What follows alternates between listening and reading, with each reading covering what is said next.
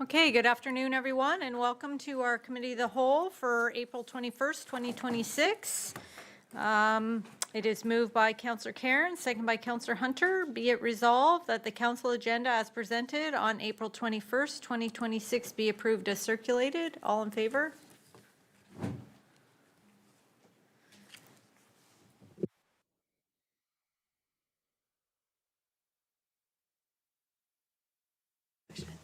Do I?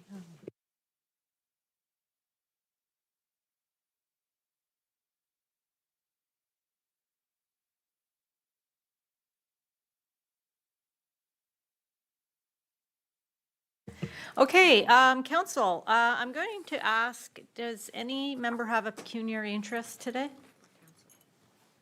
For council? Okay, seeing none?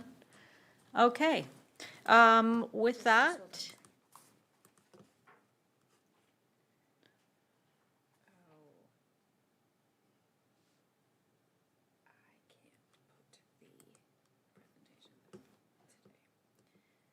okay.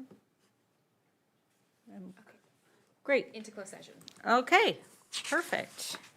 It is moved by Councillor Johnston, second by Councillor Strength. Be it resolved that the next portion of the meeting be closed to the public in order to consider personal matters about an identifiable individual, including municipal or local board employees.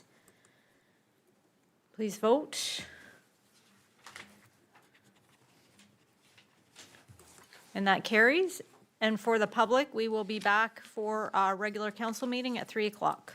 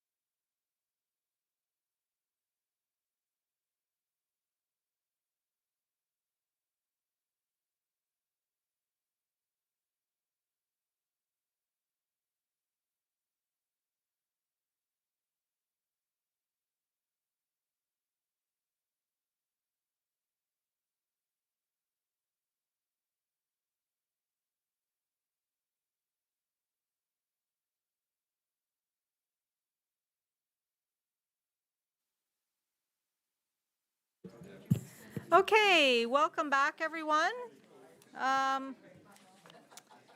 We did start today at 2:30 as we had some closed session, which there is nothing coming out of. And we will just roll into our agenda. But first, we have the land acknowledgement statement, so I'll ask Councillor, oops. Oh, we're back to Committee of the Whole. When we start early, it always messes me up. So it's moved by Councillor Cairns, second by Councillor Hunter. Be it resolved that the Committee of the Whole agenda of April 21st, 2026 be approved as amended. And identify what you're amending. Oh, and what I'm amending. So we did have the removal of one deputation. Mr. Clark will not be joining us today. And we also are aware that there is an ask from one of the deputations with a resolution which was circulated to me, which I've shared with the clerk, and we are going to add it to new business. So as amended. So the road salt resolution. So may I have a vote on that, please?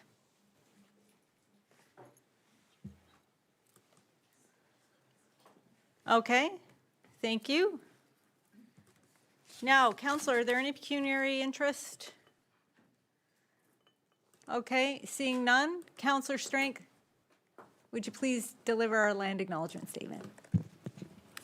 Why, certainly, Madam Mayor. We would like to begin today's meeting by acknowledging the First Peoples who, for thousands of years before us, were and are still the keepers and caretakers of this land, where we now live and work, and in particular, the Chippewas of Rama, Watamohawk First Nation, and the Moon River Métis. We are dedicated to honoring Indigenous history and culture and committed to moving forward in the spirit of reconciliation and respect with all First Nation, Métis, and Inuit people. We recognize all the generations of Indigenous people and their historic connection to this place, and we are grateful for the opportunity to gather here at this time. Thank you.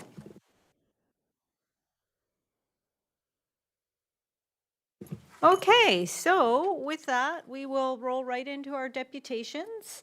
And so we are starting off with a couple, we have a couple staff members to recognize. So one of our favorite parts of this job is celebrating our staff's achievements, and they love it as much as we do. But so with that, I will invite Caleb Stoneman up to the podium so we can all have a look at you. So you're going to go over there. And welcome, thank you for coming. Thanks for having me. Oh, good. Well, you don't often get to see you in here. So it is my pleasure to share today that one of our staff members, Caleb Stoneman, has earned his Certified Building Code Official CBCO designation through the Ontario Building Officials Association in the following categories: housing, HVAC, heating, ventilation, and air conditioning, on-site sewage systems, plumbing.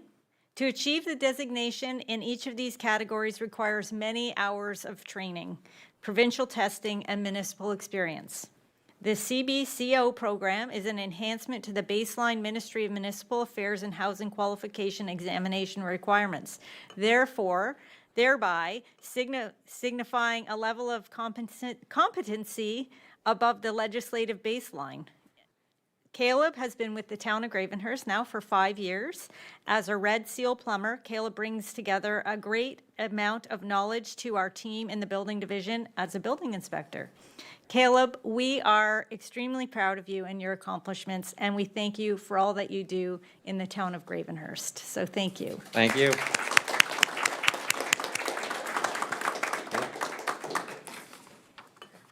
Okay, next person. Great. I was going to say victim, but we won't say that.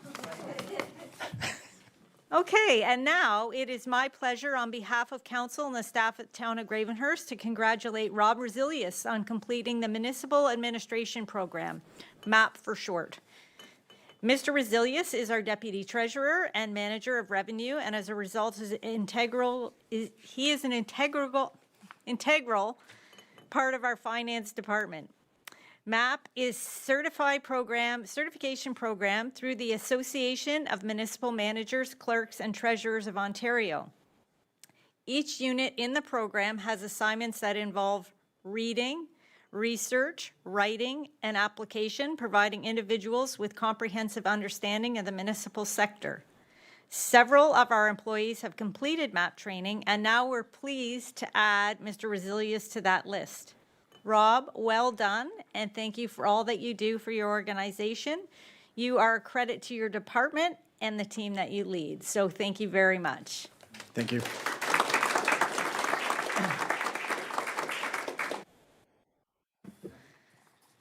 Okay, now I am going to invite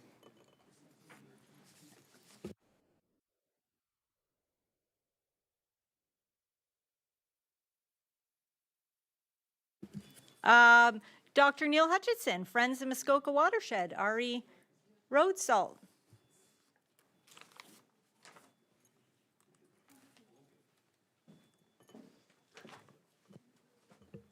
And it looks like Joanne Smith. So welcome. Thank you. All right.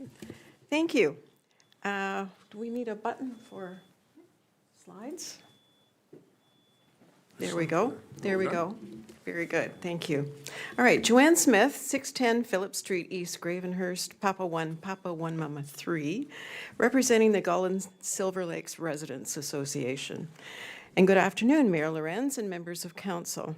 I'm here today with Dr. Neil Hutchinson to update council regarding an issue that's very important to our organizations and also to many residents in Gravenhurst and across Muskoka. And that is the high levels of toxic chloride that we have in our lakes caused by salt pollution. Also, we're asking the council to consider passing an updated salt resolution.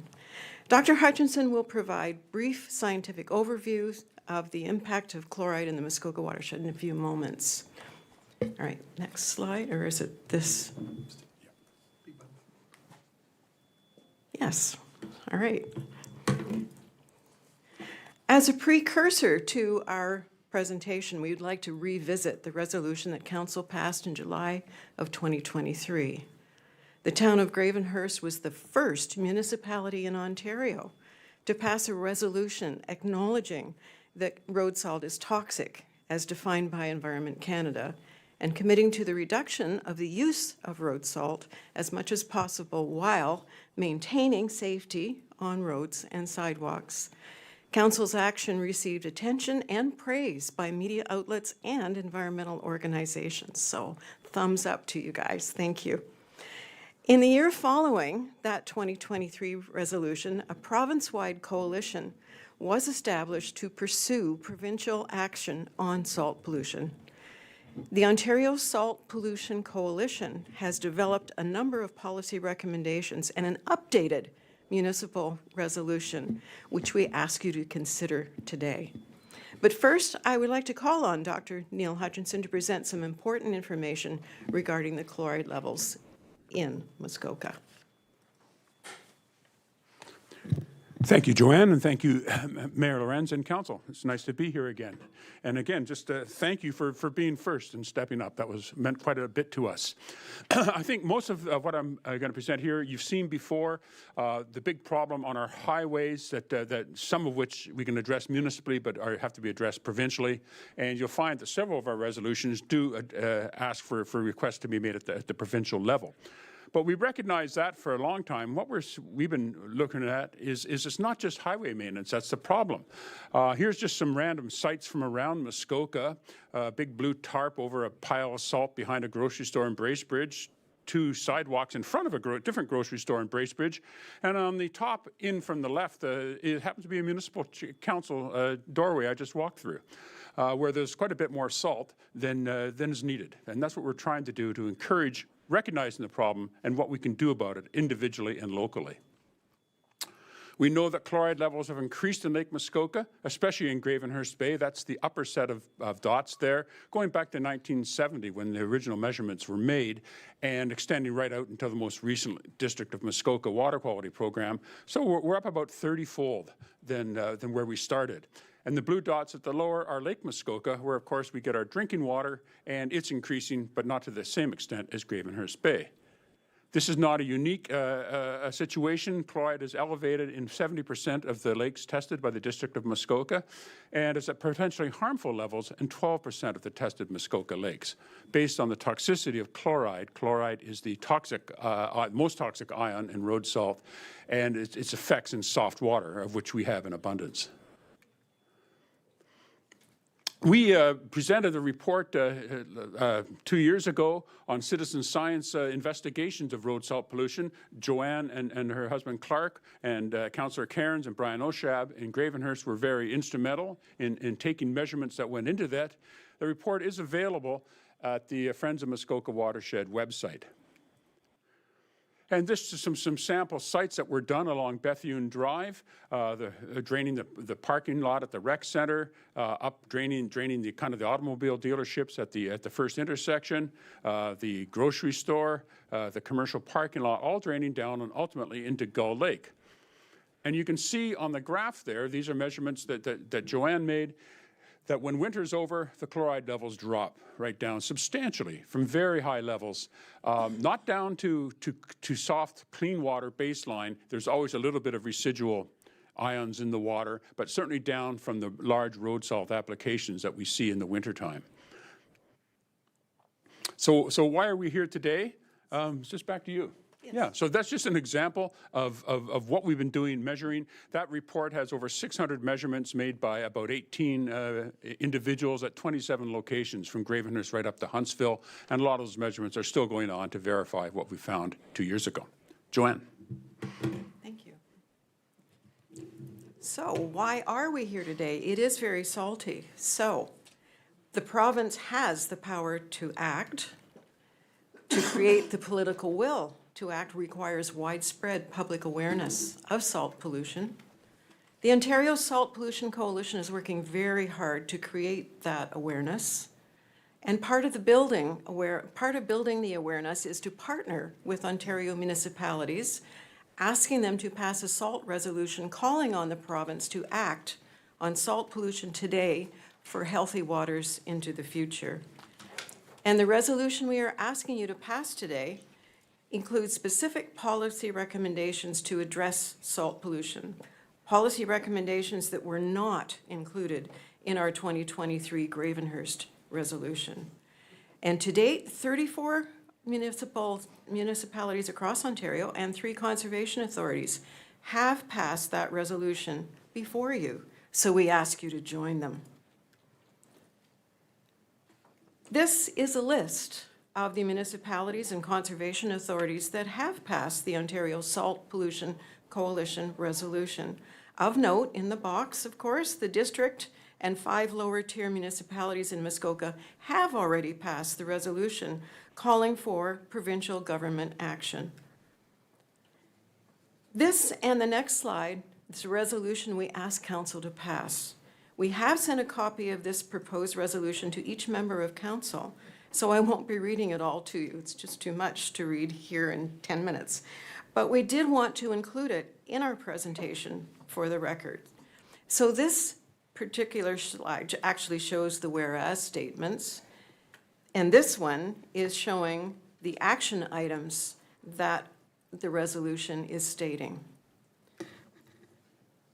We thank you. This concludes our presentation, and Dr. Hutchinson and I would be very pleased to answer any questions that you have. Great. Well, thank you.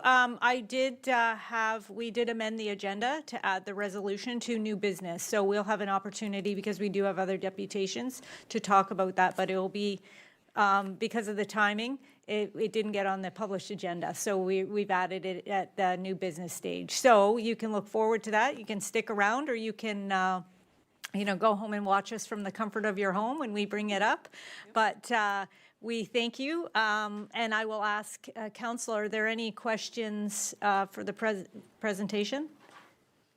Counselor Cairns? Thank you, Worship, and through you. I just want to say a big thank you because this is so important. Just to know and to realize, what salt does. We all know that, it's a liability issue in a lot of cases. We always want to make sure there's more than not enough, and we don't want anyone to slip and fall. But of course, that happens, and we think that more salt.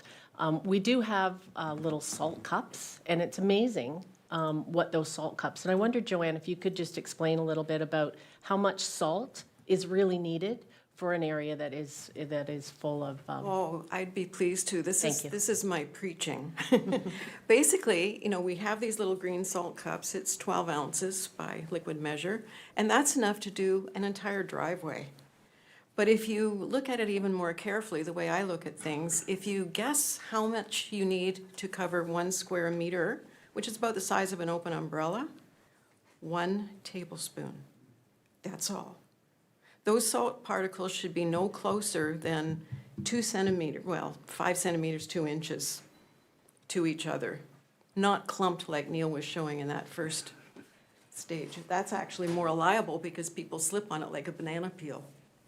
And just to add to that, one of the resolutions talks about the Smart About Salt education. That's exactly what that education is. It's a certification process which we want the province to adopt to teach commercial applicators how little they really need to do the job and keep things safe. And it will save money, both in salt and in infrastructure damage, which is horrendous, billions of dollars every year. Okay, thank you. I will add that we had the opportunity down at Good Roads.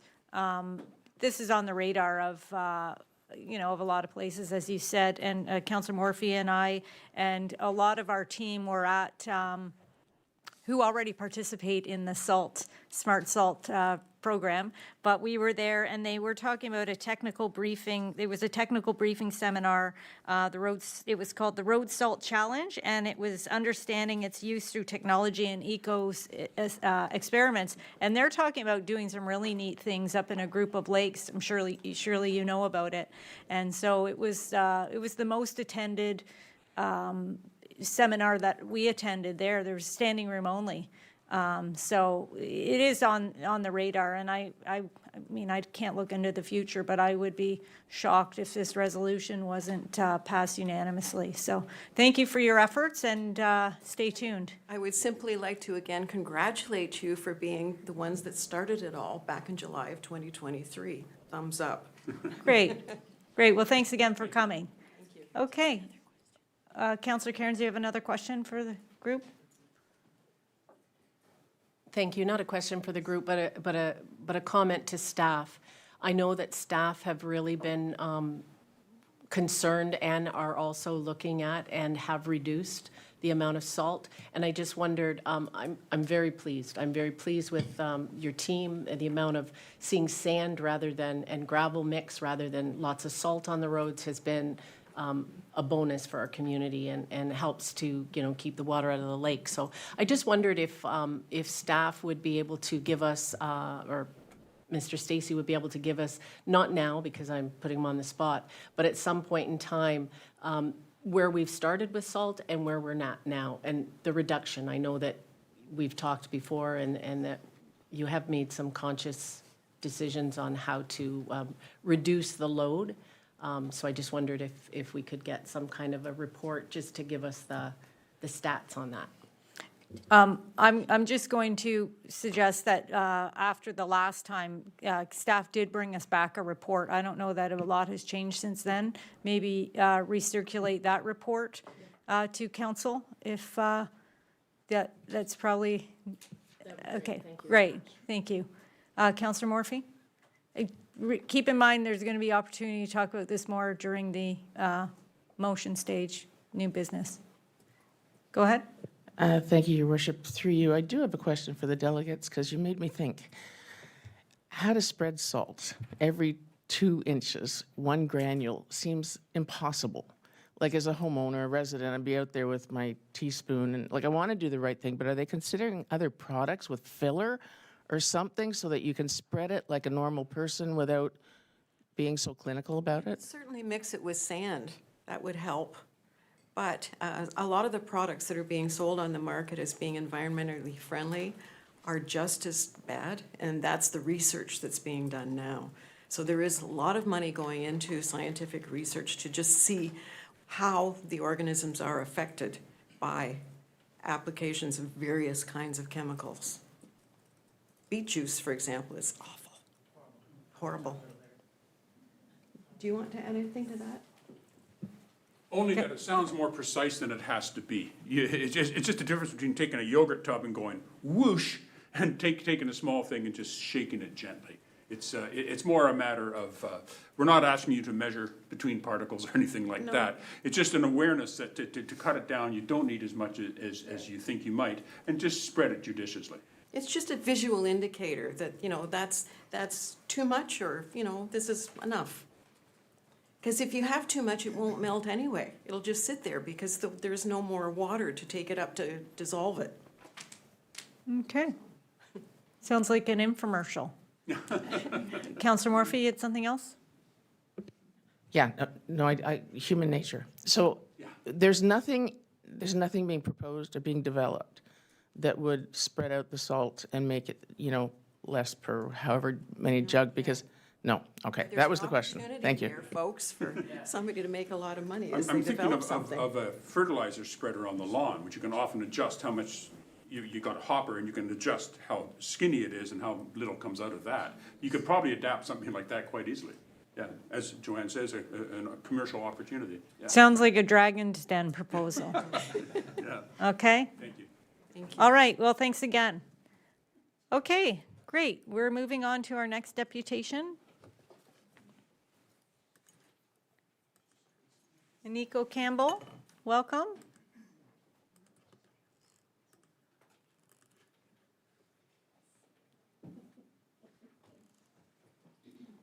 Okay, so I will just give you the drill. You've got 10 minutes for your presentation, and then we'll open the floor, council, if they have any questions for you. So, floor Perfect, is thank you. yours. Welcome. Good afternoon, Madam Mayor, respected councillors, town staff, and fellow Gravenhurst citizens. My name is Aniko Campbell. You may have seen me in various events around town. I'm trying to condense about a 6-month I wouldn't say ordeal, but a tough situation that I lived through being a resident on Lawrence Street, which went under major construction with new water lines, tearing out of forests, and I'm here to see what we can do to better the results that we've attained so far. If you can go to oh, okay. Okay, here we go. Thank you. I'm new to this. So this is not the way it's supposed to be. Anyway, I have a community-driven vision, and it's the vision for the next 100 years. Apparently, this restoration was part of the 100-year plan, which turned our 8-inch or 10-inch wide creek into this chasm, which is now about 40, 50 feet wide, and probably about 3 feet of riprap, which now does not allow the local wildlife to access water. I'm active in the community. You can see kind of condensed in there, Horticultural Society Board of Directors, do all kinds of things around town to support the community and make it Gravenhurst the good. Here's the by pictorial representation or picture representation. If you're not familiar with Lawrence Street, we're a very short little 1.5, 2 kilometer street in Ward 5, leading down to the short little tiny little beach at the end, which looks out over Lake Muskoka. The image on the left looks down towards the lake. The image on the right looks going into town. This is what the property looked like, or the street looked like before they started tearing out the forests. The image on the left shows the view of my house in behind that thicket of branches and trees. You can't see it. And the image on the right is actually one of the deer that keeps on going through my backyard. At least that was then. The image on the left is the actual creek before they started the reconstruction, if you will. And the image on the right is the continuation of that creek on the area between Lawrence Street and Oriole Crescent. If you go Lawrence Street and then it Seguin Drive branches off to the right, and then it kind of doubles back onto Oriole Crescent, and we're talking about this tiny little pinnacle of land that's left. These are not AI photos. Those are actually photographs that I've taken in my backyard. Very quiet neighborhood, no sidewalks, a walkable community.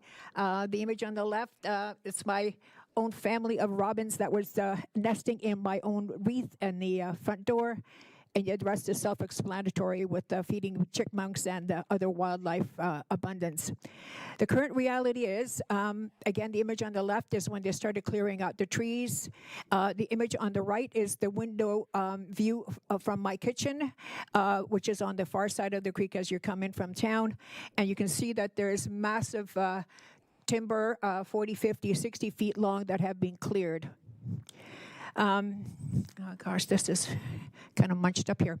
So we're basically now, the current situation is that we are now facing some technical challenges with the erosion to the site and the instability of the creek banks, which are probably about, I'd say probably about 40 degrees in pitch.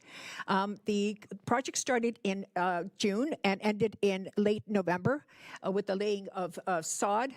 And now what's happening is the sod is actually sliding down from the bank, and there's other parts that were not seeded, which there's now creating mudslides, and there's water pooling on the flat surface, and the deer and wildlife have been displaced. Oops, let's go this way. So what's happening there, what happened in the winter months is this resultant flatland, which I'll show you now in a few pictures, has become a throughway for snowmobilers. And you don't, when it was flat, it was okay, but once the town started clearing the snow, you developed snowbanks, and the snowmobiles would open full throttle and go flying over those snowbanks and potentially could have landed in the creek. There's the mudslide issue, and now dirt bikes are actually starting to use it as their own riding pleasure, and that presents a major safety hazard, as you'll see in a few slides. Currently, the way the property sits, there's no real purpose for it. It's now become just a wood debris, and now what I'm proposing to remediate this is not only to bring it up to safe conditions for the community, but also to transform it into a small parkette. This is the situation, what I was alluding to. Here's the sod. Looking from the Oriole Street side over to Lawrence Street, the sod is sliding down. I believe it's probably put down without any pegs to secure it. It was getting late in the season, and I had to sort of secure it, or at least lay it down. Furthermore, this picture was taken over the weekend. My bike is in there just for a sense of proportion. What you see there where the orange stick is the conclusion of a 35 or thereabouts foot long skid from the dirt bikes, which ended within about 5 inches of the precipice of that bank. I took the liberty of just hammering that stake in just so people would know that there's actually a bank that's going down. And the other side, you'll see on the far left side of this image, there's where the mudslides are happening. Again, everything is sliding into the creek. By my count, there's a total of about 8 culverts, each measuring about 3 feet in diameter, which raise safety concerns that potentially inquisitive children can get in there, or inquisitive animals can actually get trapped in there. There's no grates, there's nothing to prevent anybody or any animals to get in there. The picture on the left is the deer. That is the Oriole Street side of the creek. I took that about 3-4 days after the construction started.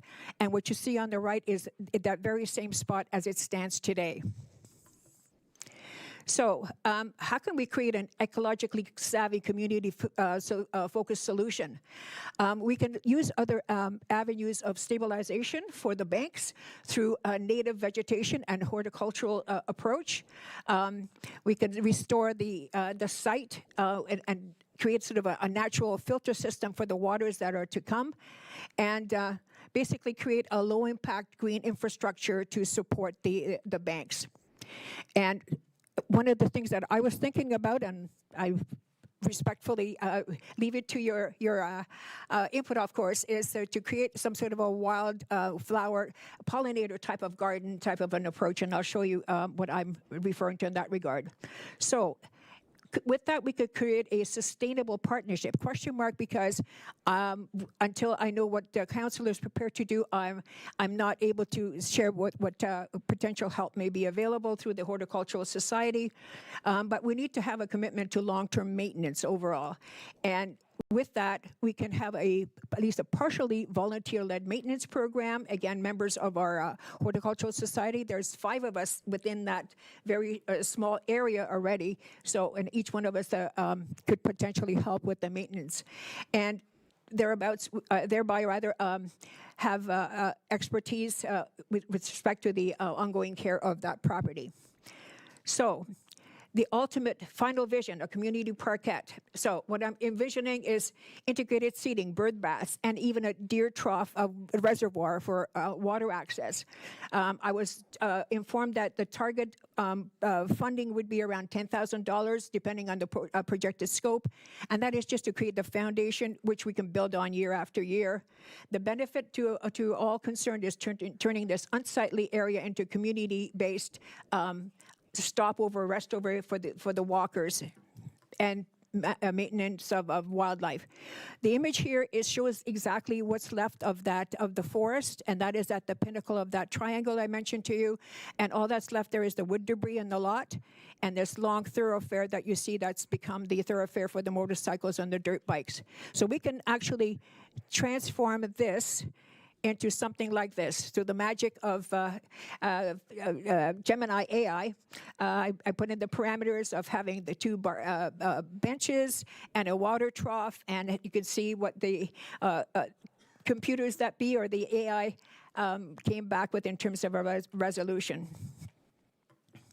Furthermore, the before view on your left shows that same kind of a view, but we can intersperse it with wildflowers and again create like a wildflower pollinator garden type of an approach. Again, you can see the after picture showing you the abundance of flowers. We can plant anything from wild daisies to phlox to black-eyed Susans, etc. It gives something that the soil can hold onto as opposed to eroding away. This is the view from my kitchen, which I was not able to have this kind of a view until the construction started. I had complete privacy. I would like to be able to repeat that kind of an approach on my side so I can have a bit of a privacy there, and again, hold back the banks and the riprap from sliding down. So this is a holy grail vision of what I envision, whether I plant sunflowers, something tall like corn or whatever, again, sustain for myself and for wildlife. So the formal request, the ask. My goal here today, Madam Mayor, council members, staff members, secure the formal council approval for the site restoration to ensure the safety of the community via the natural barriers. I envision something to be put on either end of this throughway between Lawrence Street and Oriole Crescent. The colonization of the riprap with native pollinator garden type of flowers. What we can do is, rather than just having the riprap, I believe if we put in even like a 8 inches thereabouts of topsoil, we can mitigate the effects of the sharp riprap, which could potentially be hazardous to deer and people alike. And the redevelopment of what they used to call this, now they call it Lawrence Street Creek, but they used to call it Hawk Rock Creek, to give give us a little parkette, the purpose to newly create, give it a purpose for the land and to bring the community together. So there's restoration for all the wildlife and the community as a whole. Thank you very much. I appreciate your listening and hopefully your resolution and proceeding on this matter. Thank you. Any questions? Anyone? Okay, so I'll thank you for your presentation. Normally, we don't respond to requests at the deputation stage, so it's more of a opportunity for you to sort of share your vision and voice with us, and then it's up to a member of council then to, if they want to proceed with something further, to bring that back at a further date through a motion of notice. So I will go to council now for some questions. So Councillor Hunter. Thank you, Madam Mayor, and through you, thank you, Aniko, for your presentation. Sorry, go ahead. Thank you for your presentation. I'll look at my microphone. Yes, That way yes, you'll okay, hear me better, I understand. Thank Sorry you. if that feels rude. My question is to Director Stacy. Seeing the images of the flowers and stuff that she had put in, would there be any reason why we wouldn't want to do something like that in the actual ditching itself? The flowers, what I'm Sorry, envisioning, the question was to Director Stacy. Through you, Your Worship, to Councillor Hunter. To be honest with you, I've never done that in a situation such as this. Typically, when you build outflows such as this, you seed the banks, usually with a clover mix, an MTO clover mix. It's got good root development. The issue with this particular site is they did it late at the end of the year, at the end of the program, so it didn't give a chance to stabilize and root itself. So that's now a deficiency that will be addressed by the contractor. But really, at this stage, it wouldn't be, I don't know, I don't really have an answer for you, to be honest with you, because this deputation is a little beyond what we talked about. We initially talked about putting perhaps a couple of park benches up, which I was fine with in supporting, but this is taking it to a different level, and to be honest with you, I need to think about what this would ultimately look like, and this is fundamentally different than what I'm used to doing in these type of situations. Perfect, thank you. Okay, before we go to Councillor Varney, you just tipped me off to a question, Director. I mean, obviously, this was done to fix a problem. Was it flooding that it was to fix? Just so we have an idea, because now is the time to talk about flooding, I think. So could you just explain to, Yes, what was the purpose of the project?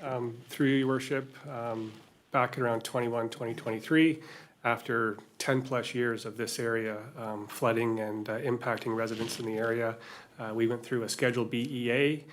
Council can recall me being in this room talking about the options that would solve that flooding issue, and this was the option selected by council, and we proceeded with that through a construction program. Yes, it looks different than what it did previously, but other than the eroding of the bank, which we covered under a warranty item, I'm pleased with how the project turned out ultimately. And I realize it's different, but it doesn't look like an eyesore in my mind to the community. I think it fits in well with the area. As far as deers getting food and water, there is a wetland that this ultimately outlets to, and I think that gives ample opportunity for this wildlife to go to that area to meet their needs. Thank you. Okay, thank you. Councillor Varney? Well, thank you, through you, Madam Mayor.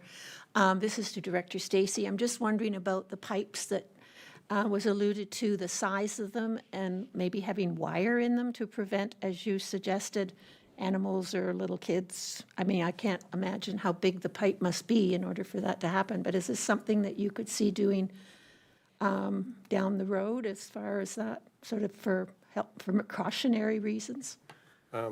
Through you, Your Worship, I guess if we felt there was a risk there, we would have put that into the project up front. We felt comfortable during the detailed design stage that we didn't need those types of elements. We have many large diameter culverts throughout our community in similar shape and size that also do not have gates over them to prevent access. Okay, are there any other questions for the delegate? Okay, well, thanks again for coming, and I think we probably have a copy of your presentation, Madam Clerk, or? Okay, great, thank you very much. thank you. Okay, council. Brings us to the end of our deputations, and it brings us into our consent agenda, and as you know, there is a lengthy number of items on that agenda. It is moved by Councillor Johnston, second by Councillor Strength.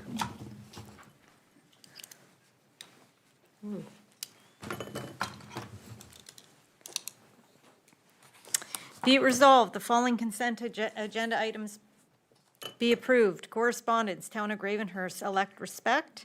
Minutes, Community Grants Committee, January 12th, 2026. Minutes, Gravenhurst Public Library Board, February 12th, 2026. Minutes, Municipal Heritage Committee, February 17th, 2026. Minutes, Accessibility Advisory Committee, February 19th, 2026.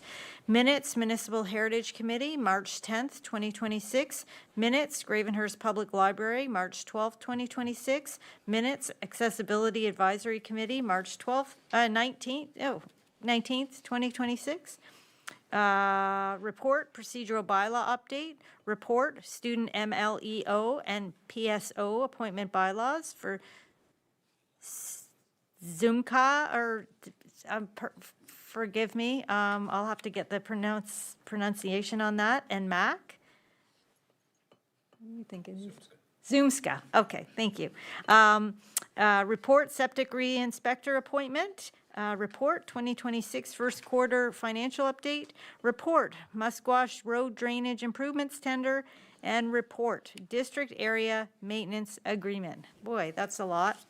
So, council, is there any, Councillor Hunter? I'd like to pull number 1, please. Okay, and so that will be moved to our new business for later this afternoon. Council, are there any others that anyone would like to speak to later in the agenda? Okay, great. So with that, I will call for a vote on the remaining items.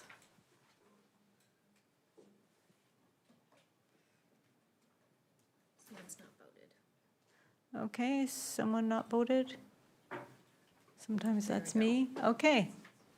And that carries, thank you.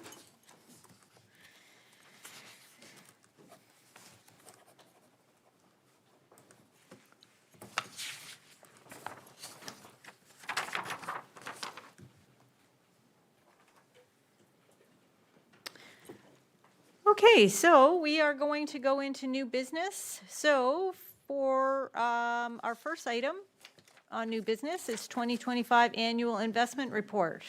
So I'm going to go to Councillor Morphy, moved by, seconded by Councillor Robinson. Be it resolved that report number FIN 2026-04 RE 2025 Annual Investment be received for information, and that the investment policy A09 invoice 2026, invoice? No, what is it? IMV?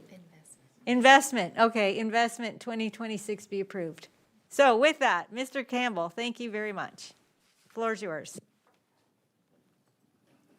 Thank you, Madam Mayor. Good afternoon, Madam Mayor and members of council. So I'll just provide a brief update of the 2025 investment performance for the town, along with the proposed investment policy update. So just at a high level, the town's investment portfolio remains strong, remains pretty much fully compliant and well positioned. So we're basically still compliant with the legal list investment framework. We try to ensure that all permitted investments remain within the legislated requirements.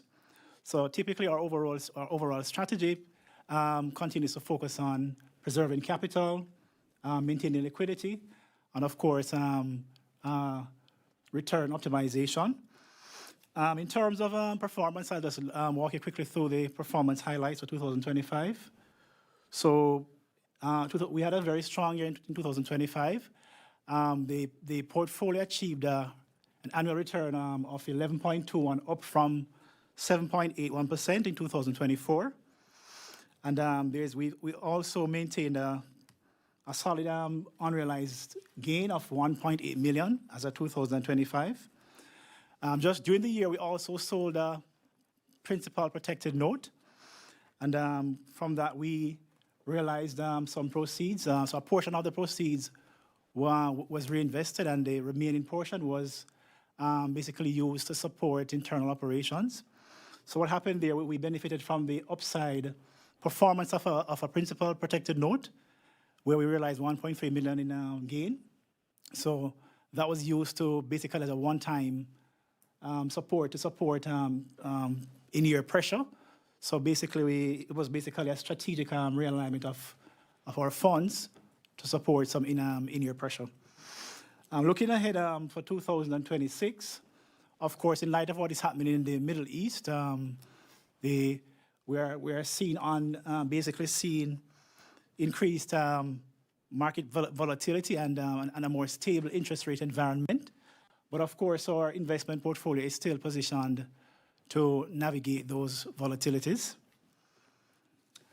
All right, with respect to the investment policy update, we are not introducing any additional risk, neither are we expanding our legislative authority.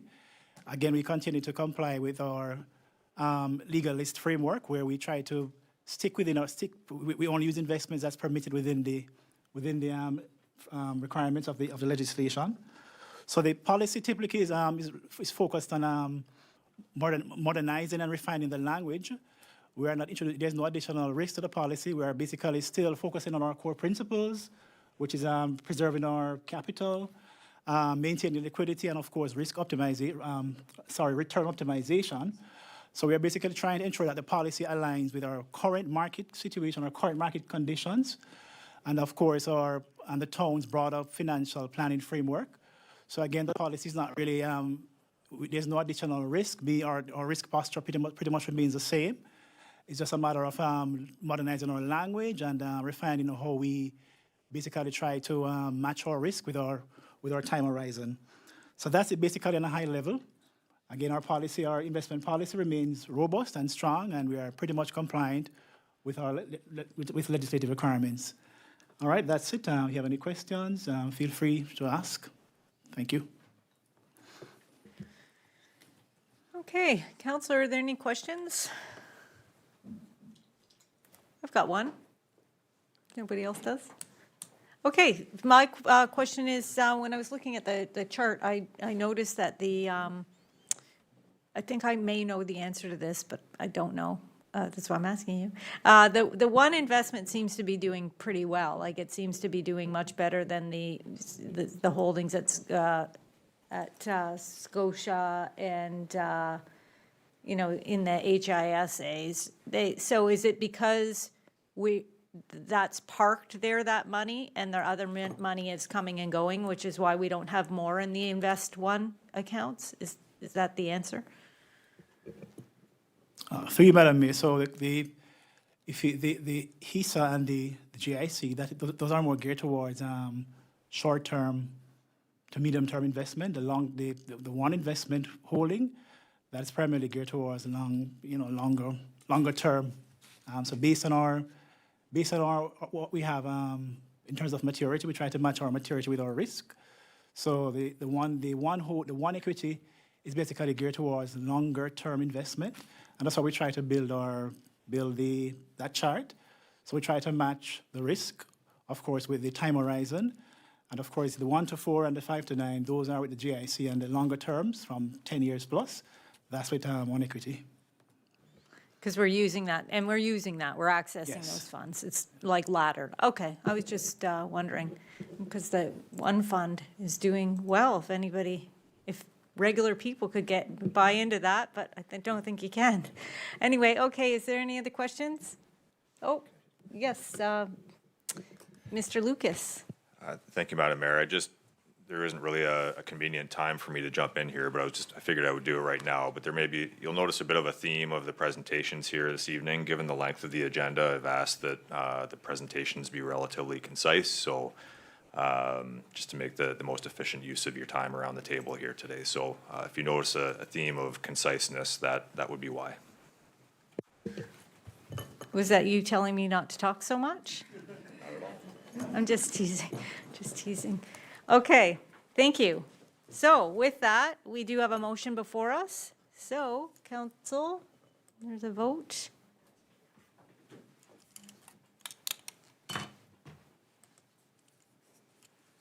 And that carries. And thank you, Mr. Campbell, for your presentation and for being so succinct. Okay, and then we are going into surplus lands.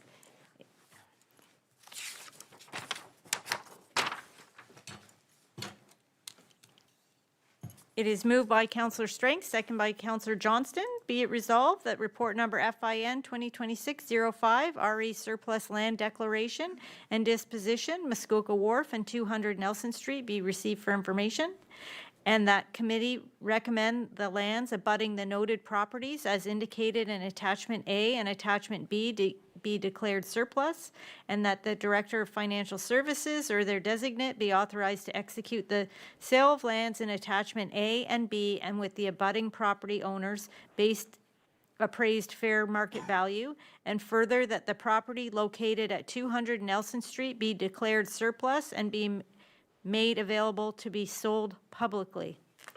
Okay?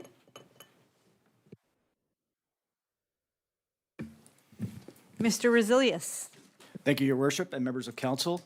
I want to start off, according to CEO Lucas, I had 4 pages of notes on this, so I'll knock it down just a little bit. I just want to say that while I'm presenting this report, this project was a collaborative work of a lot of team members to bring this together and bring this to the point where council can approve or vote on this today. As you recall, back in May of 2024, the surplus property or the sale of disposition of real property was brought to council for approval, which council so did, as well as approve vendors of record for real estate services. From there, we've taken that policy, and out of this policy, the 4 properties that we have here, we're using 2 different methods within that policy to hopefully dispose of these surplus properties.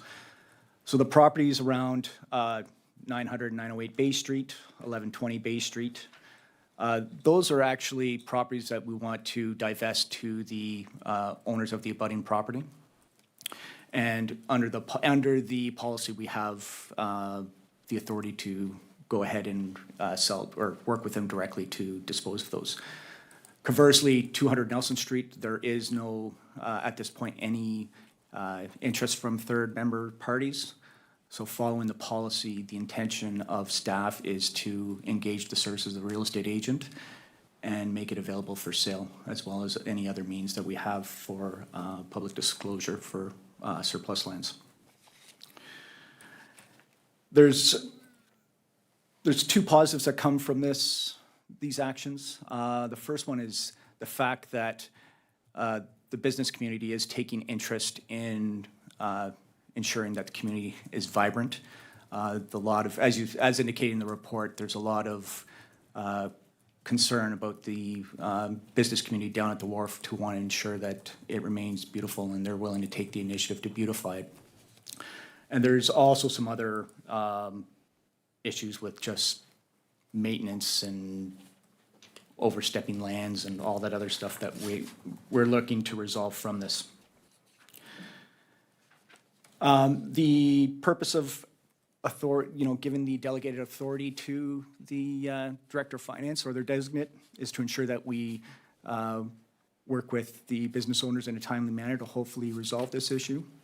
Following the policy, we are working with a certified appraiser to get a value of what a square foot of land would be down at that area, which we can further use to serve as a negotiating point with the prospective buyers. And according to my 4 pages of notes, that's all that I have. So if staff or if council has any questions, I'd be more than happy to answer them. Okay. Council, are there any questions for Mr. Resilius on that report? None. Okay. So I'm going to just say this. I think that's a great idea. I'm really excited. I've never really understood that idea of the buildings at the wharf being not in charge of the gardens in front of them. So I think this is really exciting. They'll have some ownership there, and it won't all be put on the taxpayers' backs to keep that looking great. So I think that makes a lot of sense, and I appreciate that we're going forward with that. Okay, so stay tuned. Great. And there's a vote, right? that what you'd like? Okay. I don't know what's wrong with me today. Okay, so we're going to vote on this. Council?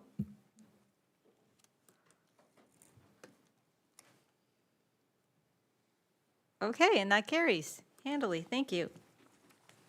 Now, something we've all been waiting for, I think. Exciting.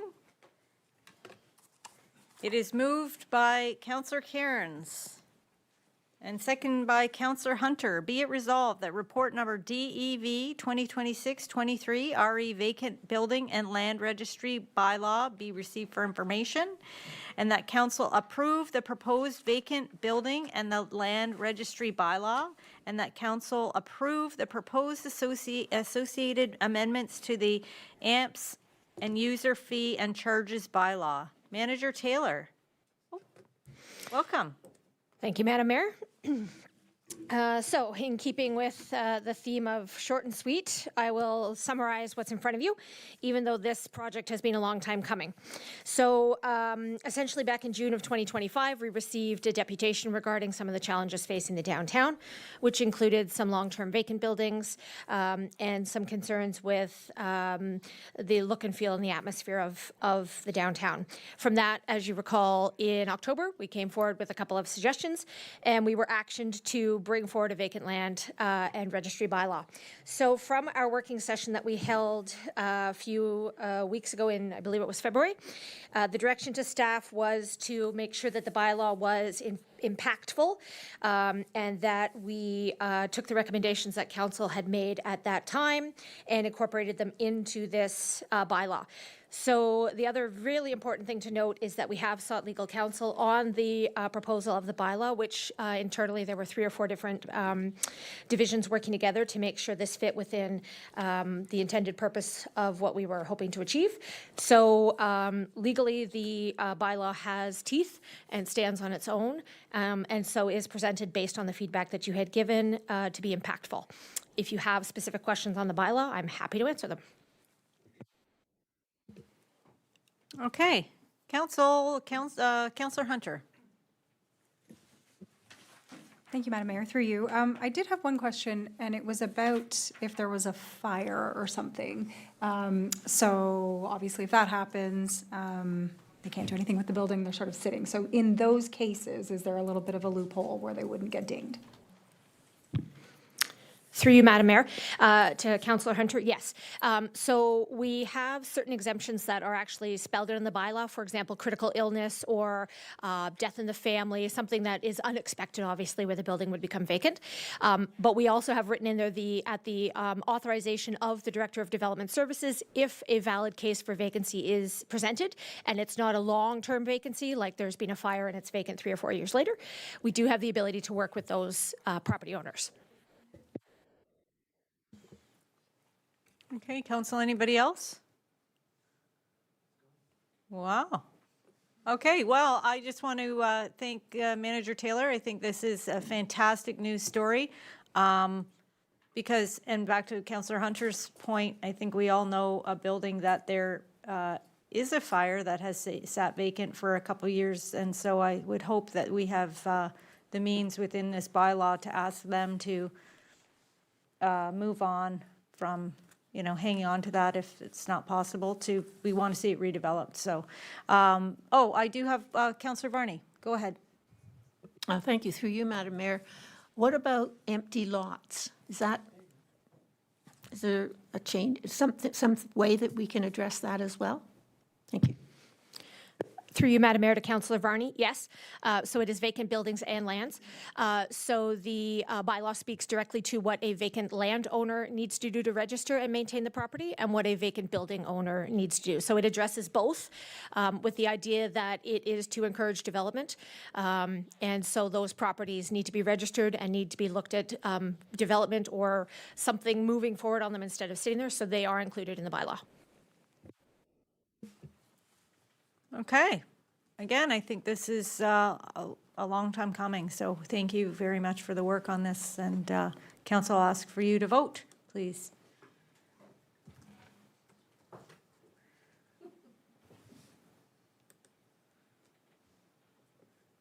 And that carries. Thank you.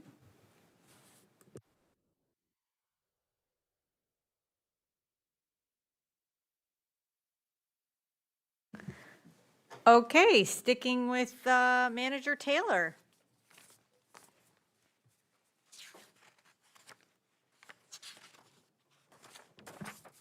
Is moved by Counselor Morphy, second by Counselor Robinson. Be it resolved that report number DEV 2026-24 RE Community Grants Committee update be received for information, and that committee approve application 2026-13 at 230 Muskoka Road for $7,500 in accordance with the structural improvement grant category.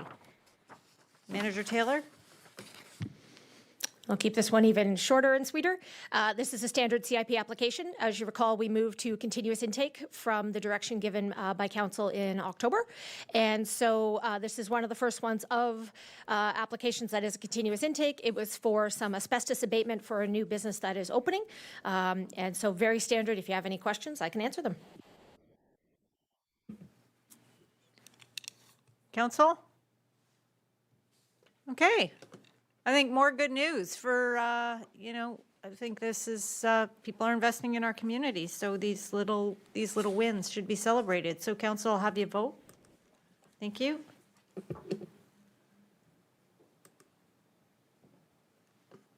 That carries, thank you.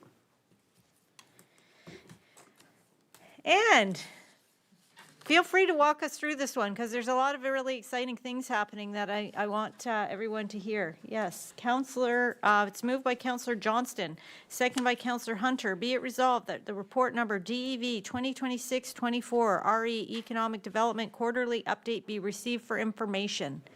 Manager Taylor. I will take the liberty of having a little bit more time on this one, but I will keep it somewhat succinct. So January 20th, there was a notice of motion brought forward by Councillor Johnston at the Committee of the Whole meeting to be bringing some more regular updates on what economic development is doing on business retention and expansion, as well as other activities. So this is our first report presented. We've schedule them as quarterly. You may see some things more frequently. You may see some things just in the quarters. But this highlights some of the key areas that economic development has been undertaking on a regular basis. So we regularly look at business retention and expansion. So that's basically retaining businesses, helping them address challenges and issues, and also looking for businesses to expand. So that is an existing business looking to stay or expand. We also do investment attraction on a regular basis, and the investment attraction is attracting new dollars to Gravenhurst. Primarily that is commercial, but it also includes residential. And lots of times we get asked to assist with recruitment from other companies to demonstrate why Gravenhurst would be a great place to work. We also have a heavy tourism development portfolio that we look after, and we also have our community partnerships. So those four key areas we focus on a daily basis. And then under those, basically we have our economic development strategy that council approved in November of 2024, and that guides most of the work we do. But also we have the Wharf Revitalization Plan, the Tourism Destination Plan, the Corporate Strategic Plan, and then other items that come up through deputations, notices of motions, and things like that. So we are actively still looking at our BIA review, which was highlighted in the economic development strategy. The CIP plan, as mentioned, we've moved that to continuous intake, and so we're actually seeing more uptake from businesses opening. We have about 6 more inquiries in since the last community grants meeting. So lots of business owners are taking advantage of signage improvements, structural improvements, landscaping. So that's all excellent investment in retaining those businesses.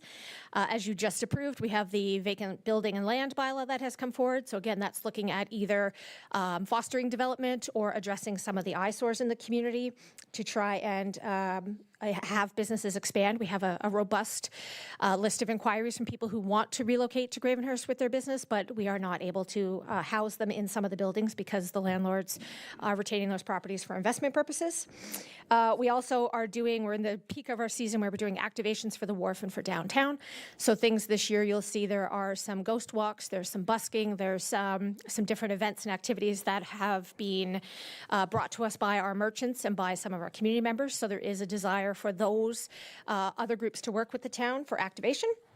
But then also, we're still looking at workforce development. We visit our businesses on a regular basis to find out, are they still facing employment issues? Are there things that we can do to help incubate their business or help with lease developments like the train station that we just secured? We've also worked with the Gravenhurst Community Market to relocate them to the wharf. So we're constantly looking on those types of activities. Obviously, tourism, a huge portfolio that we continue to take on. The municipal accommodations bylaw is the biggest portion, so we are collecting a tax and we are reinvesting that back into the community. And at this point, I think we've invested over $1 million back into the community. And then, obviously, we still look at familiarization tours. We work with the Chamber of Commerce. We're working on Terrence Haight. We helped with the Opera House 125. So all of those things, we're looking at community partnerships to try and mitigate and enhance some of those activities. The big, beefy project you will hear about in the next few months is the BIA review. And so in that document, there's a high-level summary of what that project looks like. But essentially, we're working with a steering committee comprised of business owners who are a cross-section who have indicated their interest in revitalizing the BIA. And so our attention for the next 6 months will be focused on engaging a consultant, stakeholder communication, stakeholder engagement, review of a possible BIA expansion, and then fostering that grassroots level of business owners who want to see a difference in the downtown core. So we do all of that plus a whole bunch more, but that's kind of high level and I don't want to beleaguer the point. So if there's anything in the report you have questions about, happy to answer them. Otherwise, we are still working away. Unfortunately, I am more of a quiet, shrinking violet in sharing our good news as opposed to the loud screaming. So we have made the commitment to try and share good news stories more frequently through like the Engage Gravenhurst platform and through press releases. That's it. Whew. Okay. Well, thank you for that. And I'm sure there's some questions around the table. Councillor Johnston? Thank you, Your Worship, to you. Amy, to your last point, I'd like more of the loud, my overall comment is we're not doing enough. Your team and the Economic Development Department is doing amazing things. But the public perception out there is not where it should be. And as you may know, as others may know, I published a very, it was called Positive Report on the Downtown, and on LinkedIn and Facebook, and got a lot of comments from people saying, I had no idea. And that's my point, Amy, that, for example, there was some mention earlier, perhaps by you or the department, about 16 new businesses we have. Is there any way that we can not necessarily publish the names, but some idea about what those are? As I said, the public perception is changing on that, but my comment is that you and your department and the Economic Development Department generally, we need to do more to shout loud and promote and take credit for what we're doing, because it's a lot of really good work doing there. I want to thank you for taking up on my retention strategy issue and all the work that's being done. As I said, my comments are very, very positive. Thank you for all you do and for the department. Thanks. Councillor Morphy? Thank you, Your Worship, through you to Manager Taylor. The stakeholder committee, the development of it, 4 to 6 people, business owners, plus the BIA rep, sounds like a BIA. But with that aside, how do you qualify? How do you get, I did have that question the other day, is how do you, if you want to put your hand up for that, is there a process that they need to go through? Through you, Madam Mayor, to Councillor Morphy. So we initiated the first conversation that took place. The Chamber of Commerce hosted a business sort of reignite night, February 18th of this year. And at that time, pretty much business owners across all of Gravenhurst were contacted through the Chamber of Commerce board members and staff and invited to attend the session. At that session, we had the first opportunity where we said, is anybody interested in helping with the BIA project? Not the organization, not signing up to be a board member, being part of the project to steer it, because a BIA is most successful when led by, nurtured by, and serving the business community. So out of that, we had approximately 13 names that were put forward by the business owners themselves. And so at that point, we looked at who might be in the existing BIA, who might be in an expanded BIA, who had time, interest, whatever. And so most of those members have been contacted to say, are you interested? Do you have time? Would you be willing to represent? So that's sort of the vetting process. We have decided to keep the steering committee small to be able to facilitate consensus and decision making. However, the message we've been putting out is there will be events committees, marketing committees, beautification committees. So those people who are not on the steering committee, largely because of the time commitment, because they are working in their businesses, have the opportunity to still participate, will be involved in stakeholder engagement sessions, online surveys, in-person sessions. So it really was just a core group of people who were either former or interested future business members that represented a variety of sectors that volunteered to put their name forward. And then others have been suggested, and we've reached out to talk to them. And the steering committee largely is working with consultants to design the project milestones, to talk about when and where community engagement and business engagement could take place. So they're not making BIA decisions for the entire location. They're basically helping steer the project, and then the business owners have their say in the project when the engagement happens. Subsequent? Thank you. But if you weren't at that meeting, that was what my question was about, and you wanted to become involved, they just contact you? Yep. Okay. That was a yep from the podium. Okay. Yes, the microphone wasn't on, so it's on the record. Councillor Strength. Thank you, Madam Mayor. Through you to Manager Taylor. Have you secured a consultant at this time? Through you, Madam Mayor, to Councillor Strength. We are in the final stages of signing paperwork. The RFP was issued at the end of March, was open for 2 weeks. We had 7 submissions, real cross-section. We internally, myself, the Director of Development Services, and the Executive Director of the Chamber of Commerce reviewed them. And so once we get the final paperwork back, we can make an announcement. But we are so close. Yeah. Okay. Anybody else have any questions? Well, before we vote, Madam Clerk, I just wanted to thank you for your efforts. And I do want to say, and I'm going to take every single opportunity to say it, the downtown of Gravenhurst is in a improvement stage, and it has not hit the decline that so many people are so quick to mention on social media.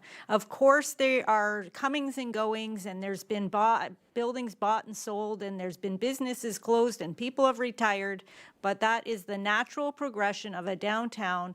And we are optimistic at the town of Gravenhurst, and we know what a great community this is, and we are working with people to come here, and we are working with the people who are already here. So as I've said before, you're either with us or against us. So be on the side of positivity for Gravenhurst. If you love Gravenhurst, like every person around this table, it is up to you to celebrate the wins and not get on the Debbie Downer train, because Gravenhurst is a great place to be and invest. We're open for business here. So that's my call to everyone out there. Be on the right side of this. Don't be negative. So I will ask everyone to vote, please.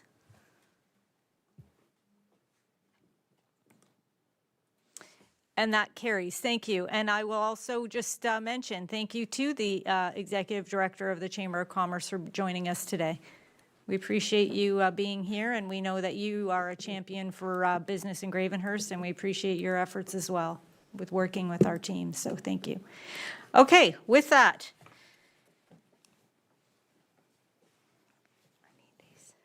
It is moved by Councillor Strength, second by Councillor Robinson. Be it resolved that report number RAC 2026-03, RE Pirate Fest be received for information, and that an exemption to bylaw number 1987-90, being a bylaw to establish certain rules and regulations regarding the parking, maintenance, operation, and management of the town parks, Part 1, Section 2, subsection F, camp or lodge in a town park be approved to allow overnight camping for midway workers and historical encampment display workers during Pirate Fest. We're going over to Director Patterson. Thank you. Thank you, Madam Mayor. Through you to council. I will make it quick as well. There are 2 requests that have come out following my meeting with Kathy Tate, who is one of the organizers of Pirate Fest, following her deputation on March 17th. One is to allow RVs to park the Midway to allow RVs to be parked at the Wharf Field parking lot on the left side to allow their workers to stay in that as an accommodation over the weekend. The right part of the parking lot will remain open for business to the public. It won't be impacted, nor will the field, so people can still go out to the field and the splash pad and all of those things. The second would be to allow the encampment workers to stay within their encampment for the 2 nights to double as accommodation and security of the space. It will be set up in Coburn Square, so they want to be able to protect that space during the 2-day event. I spoke with Director Stacy as well as our manager of bylaw to ensure there was no issues with either of these on their end, and following those discussions, administration feels that both of these requests are acceptable for the event. And then moving forward, it will be captured in the event report. So they just missed the deadline of the report coming to council in March. So just bringing this back now for them, but it will be included in the future. And any questions, I'm happy to answer. Okay, Counselor, are there any questions? Pretty straightforward. I think we were all here for the ask. Okay, I'll call for the vote.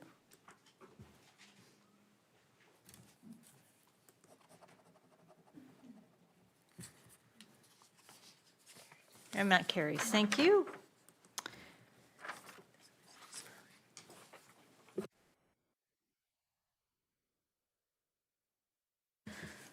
Okay, it is moved by Counselor Karen, second by Counselor Hunter. Be it resolved that report number RAC 2026-04, RE Winter Carnival debrief be received for information. And we're going back to Director Patterson. Thank you, Madam Mayor. Again, through you to council. So this is just a report that we bring back annually to give a quick overview of how the carnival went. So I just have a few highlights that I want to make mention of that we made some strides on this year, which were awesome to the development of the carnival and how we want to move it forward in the future and bring more tourism to the community with the event. So from last year to this year, we pushed the hotel package for the weekend a little harder. Last year, we only had 4 hotel packages. This year, we had 42. So we jumped our number a lot, which was amazing. We were shocked when we called the hotels to see how many packages we had to put together, and they had 42 this year. So between a few of our hotels in the community. So that was a great jump, and our marketing efforts there definitely helped have people come for the weekend with their families and have couples come and enjoy the carnival and everything that it had to offer. In part, that could be because we expanded what we offered as well. With the support of the MAT grant, we were able to do a little bit more activations. The indoor market at the church was well received. We had new buskers, and the puddle jumps were back, which I think is also a draw for that event. So having great conditions allowed that to kind of burst this year, which was great. We moved our Skokie party, which has historically been at the TFA, the Terry Fox Auditorium, to Muskoka Discovery Center, and that was also very well received. A lot of positive comments from families. And we had Skokie's Den, which was really fun. So Skokie had his own little den on the main street. So yeah, we just wanted to kind of highlight some of those bigger steps that we were able to take this year, and hope to continue doing so with the support of our sponsors and the grant as well. It really helped elevate the event, and we hope to continue doing it. So that's where I'm going to leave it. It was a great 3 days, as we've heard already, but I just wanted to touch on some of those bigger things that impacted the event. So thank you for the opportunity. Okay, council, any questions or comments? I'm going to go over to Councillor Robinson. Thank you, Madam Mayor, through you. I just want to say that it was so successful. We heard tons of positive feedback. The curling club, they had 350 visits in the day, which is huge for them. 122 learned to curl, which they were really excited because it was on the main street down at that area. So that was a big thing. Birthday party was a success. Demo derby is always fun, and that's huge in Severn Bridge. So we also want to thank Nicole, who worked hard with us, and she's a great leader, and got us through a lot of little things to go with it. But we honestly had a great carnival and great sponsorship this year. So we were really happy with it. And lots more to come next year, so stay tuned. Okay, I've lost my way here. We'll just go back here. Let's just see. Oh, there we go. Councillor Johnston? Thank you, Your Worship, through you to Director Patterson. Just wanted to tell you what a great job you and the team are doing. Winter Carnival is growing and growing every year. Your numbers attested to that. It's giving Gravenhurst not a new, but a revised identity. We used to be known for our Winter Carnival years ago when I was a pup. But now it's getting that way. I mean, I've talked to the mayor of Bracebridge about the fire and ice, and I said, watch your back because we're coming for you.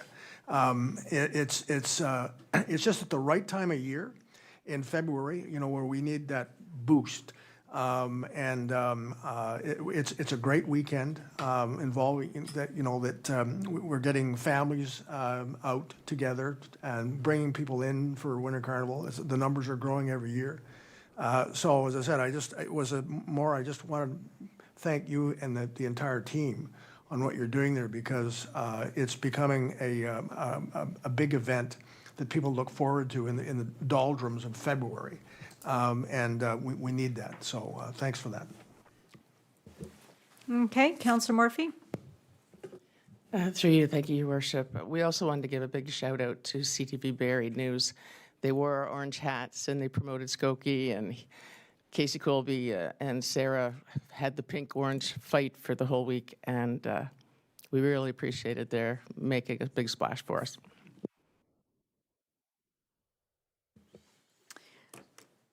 Okay, anybody else? Anybody else? Okay, well, I will add my thanks to the pile, and thank you to the working committee and all the volunteers and to our staff. I mean, can't be done without any of these people. And it is National Volunteer Week, so I think perfect timing to thank all of those folks. So I do I have anything to vote on? No? Yep, we have something to vote on. So council, ready to vote?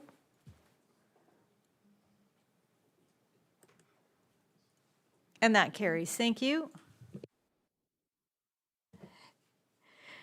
Now, I do, I'm not happy about doing this, but I know the next item is going to certainly cause some conversation. So I do have promised that I would take a break.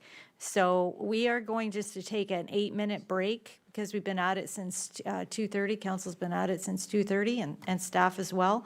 And then we'll be back here at 4:30 to wrap up the committee of a whole and then move into our council meeting. So thanks very much.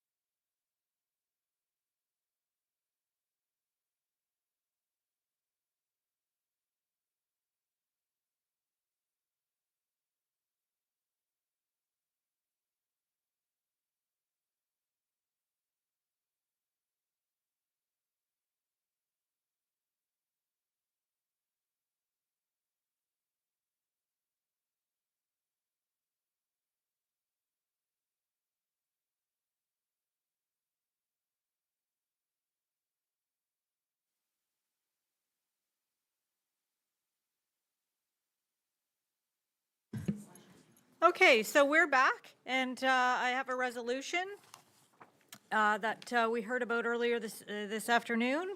And so it is moved by Councillor Karen, second by Councillor Hunter.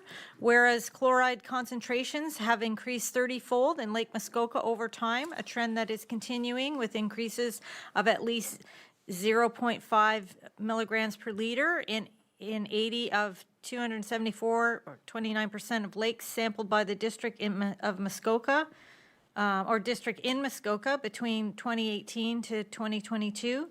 And whereas Queen's University scientist Dr. Shelley Arnott, a leader in global research on the effects of road salts on lakes, has demonstrated that in Muskoka lakes, some important aquatic organisms are negatively affected at chloride exposure levels as low as 10 milligrams per liter, far below the 120 milligram per liter long-term or chronic exposure guideline.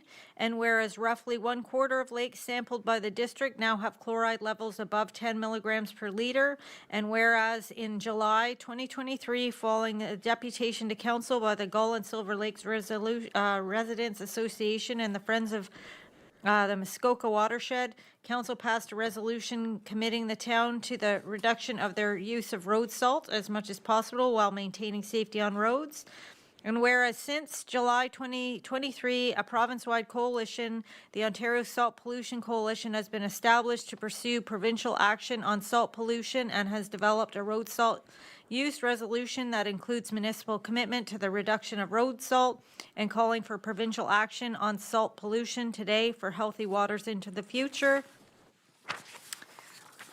And whereas environmental impacts of road salt on freshwater lakes was recently presented to the Ontario 2026 Good Roads Conference by Dr. Donald Jackson, Professor, Aquatic Ecologist, University of Toronto. Now, therefore, be it resolved that the town of Gravenhurst urges the province of Ontario to create and fund an expert stakeholder advisory committee to advise the province and municipalities on the best courses of action to protect freshwater ecosystems and drinking water from the impacts of salt pollution.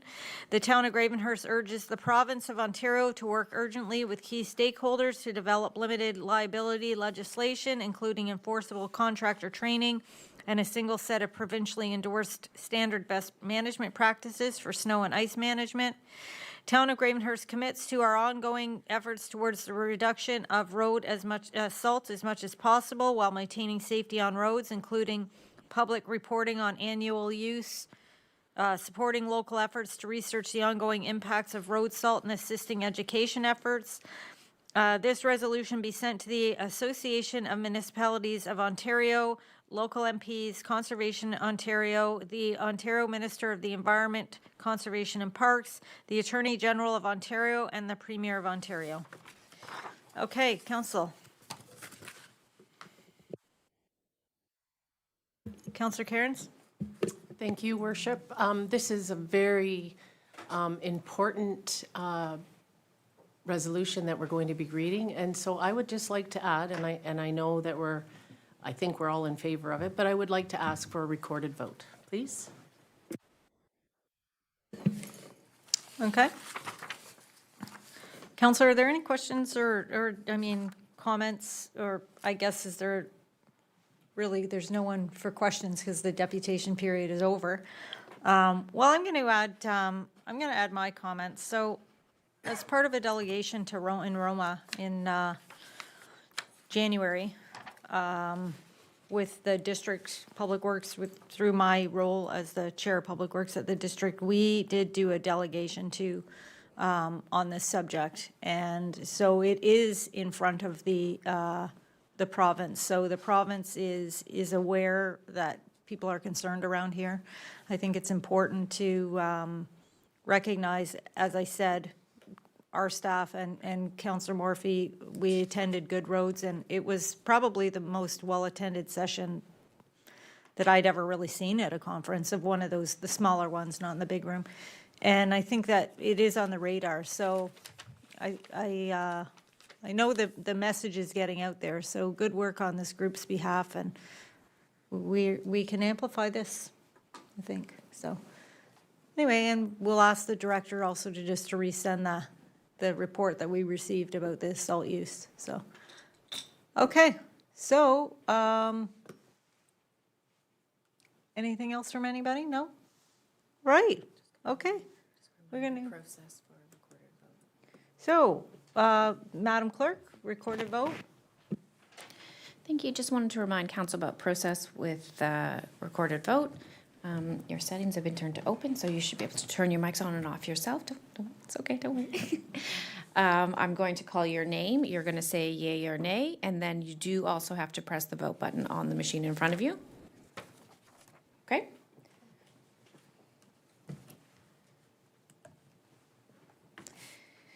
Councillor Morphy. Yes. Councillor Hunter. Yes. Councillor Strength. Yes. Councillor Cairns. Yes. Councillor Varney. Yes. Councillor Johnston. Yes. Councillor Robinson. Yes. Mayor Lorenz. Yes. Two people haven't pressed their.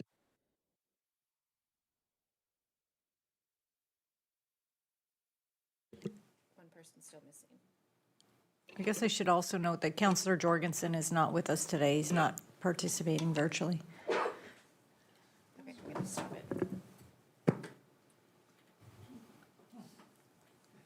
Okay, Motion carries. motion carries.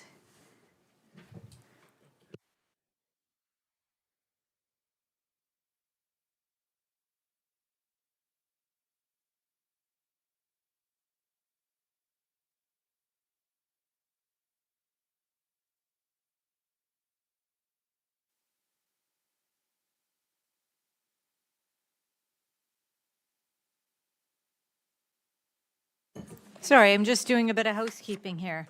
So, council, we did have something pulled from the, consent agenda, which is very lengthy, which I suppose I'm going to read, Madam Clerk? Okay. So, I'm going to go to Councillor Strength to second. Okay.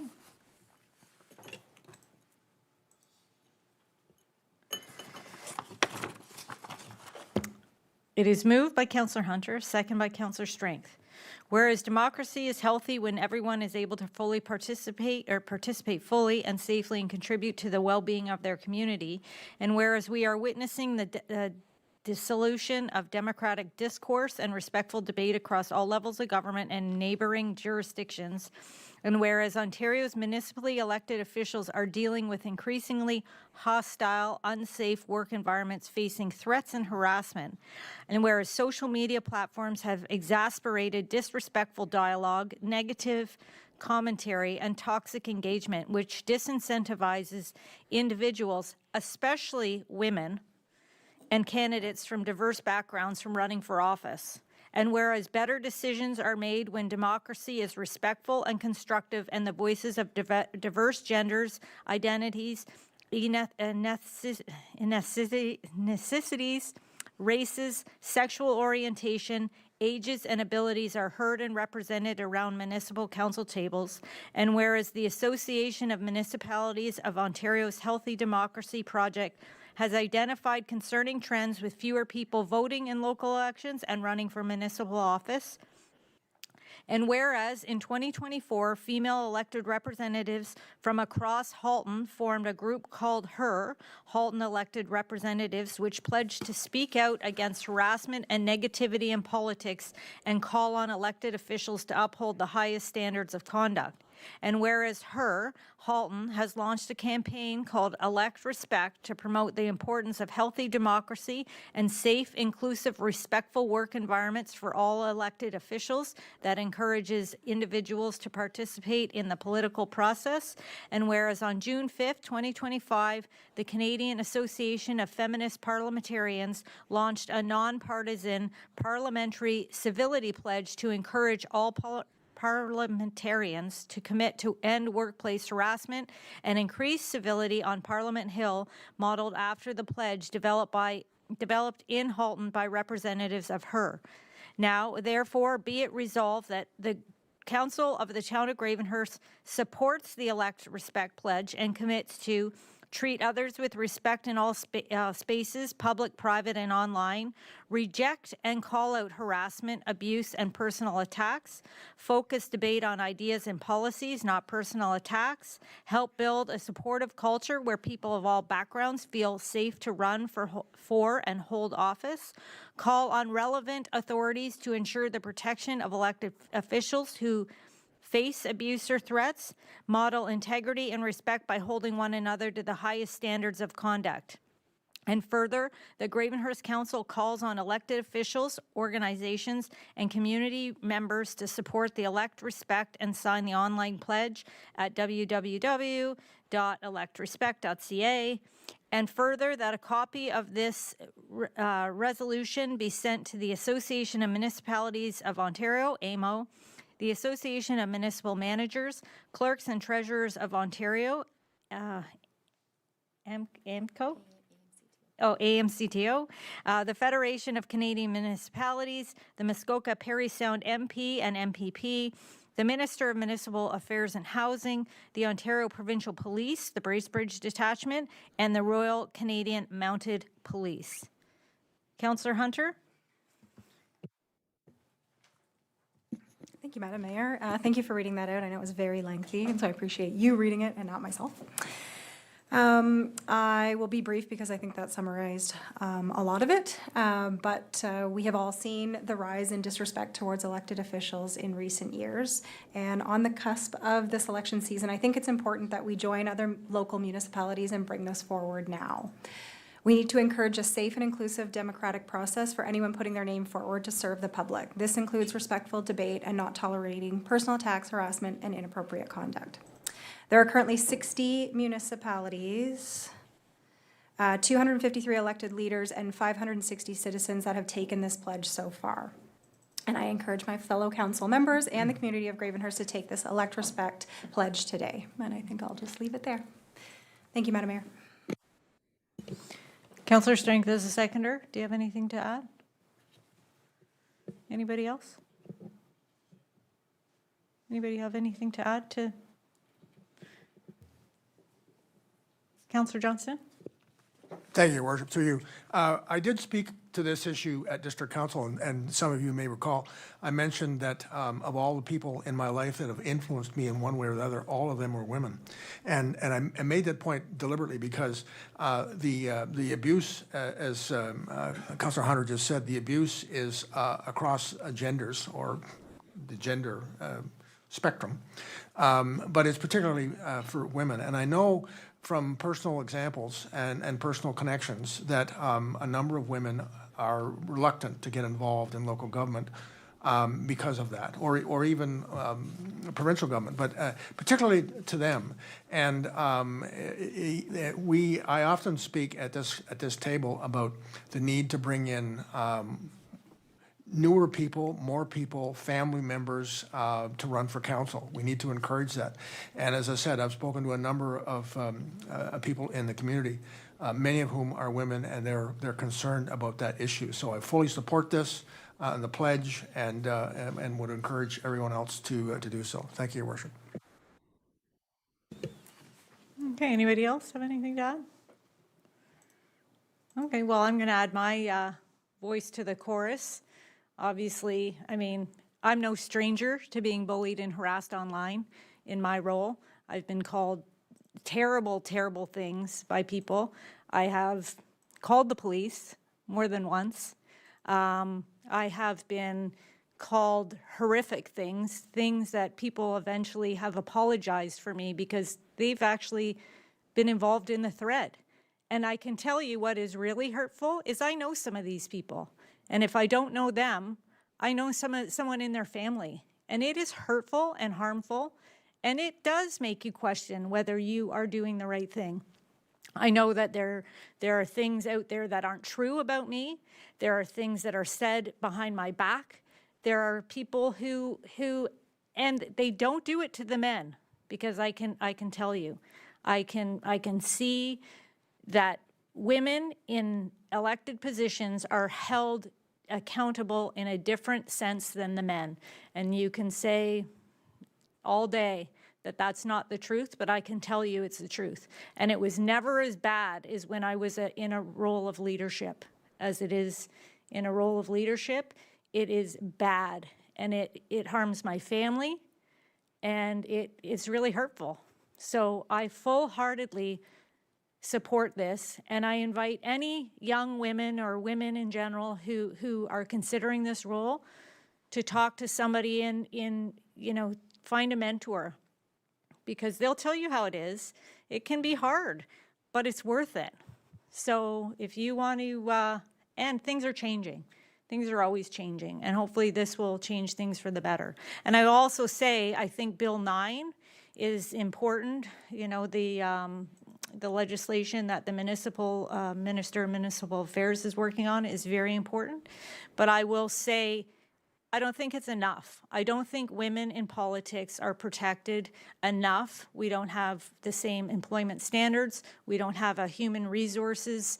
We don't have a human resources fallback. You know, if we're having a bad day, you know, we don't have the same supports as other people in different careers. So things do have to change, and this is a step in the right direction. So with that, I didn't see anybody else. I'm going to ask for a recorded vote. Sorry, Madam Clerk. I know that, but I believe that this is very important.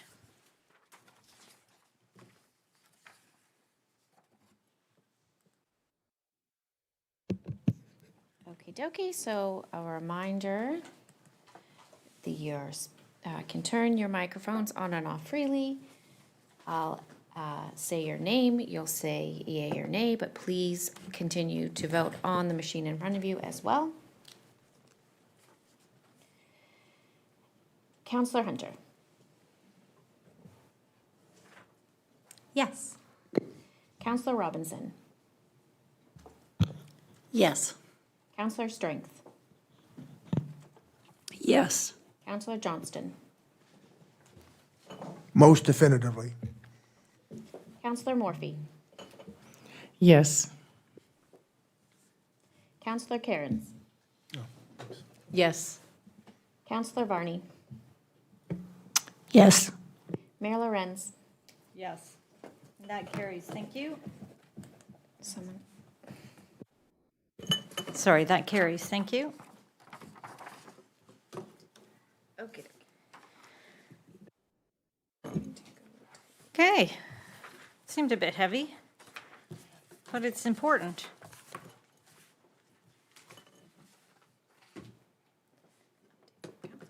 Okay, we are going to go right into updates from council. So we are going, who's first on my list? Councillor Morphy, just give me 2 seconds to open your presentation. Oh, Councillor Morphy. And so the other councillors are not jealous.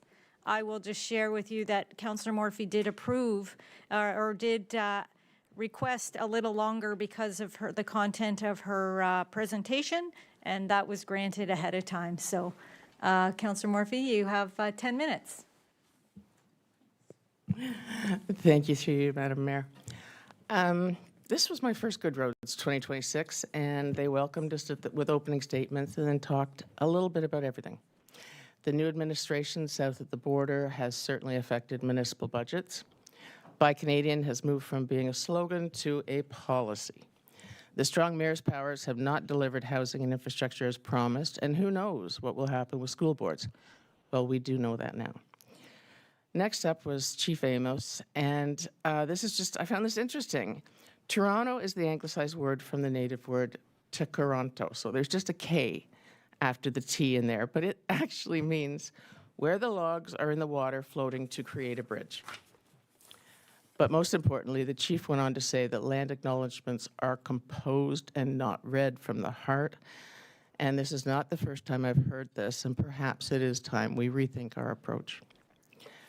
Dan Gardner was the keynote speaker that day, whose expertise was in authoring the book, how big things get done. It was about an hour long about how projects always seem to go over budget and over time. Well, that's depressing. So he gave us the example of the Sydney Opera House. I think I have it up here. If I knew how to change it.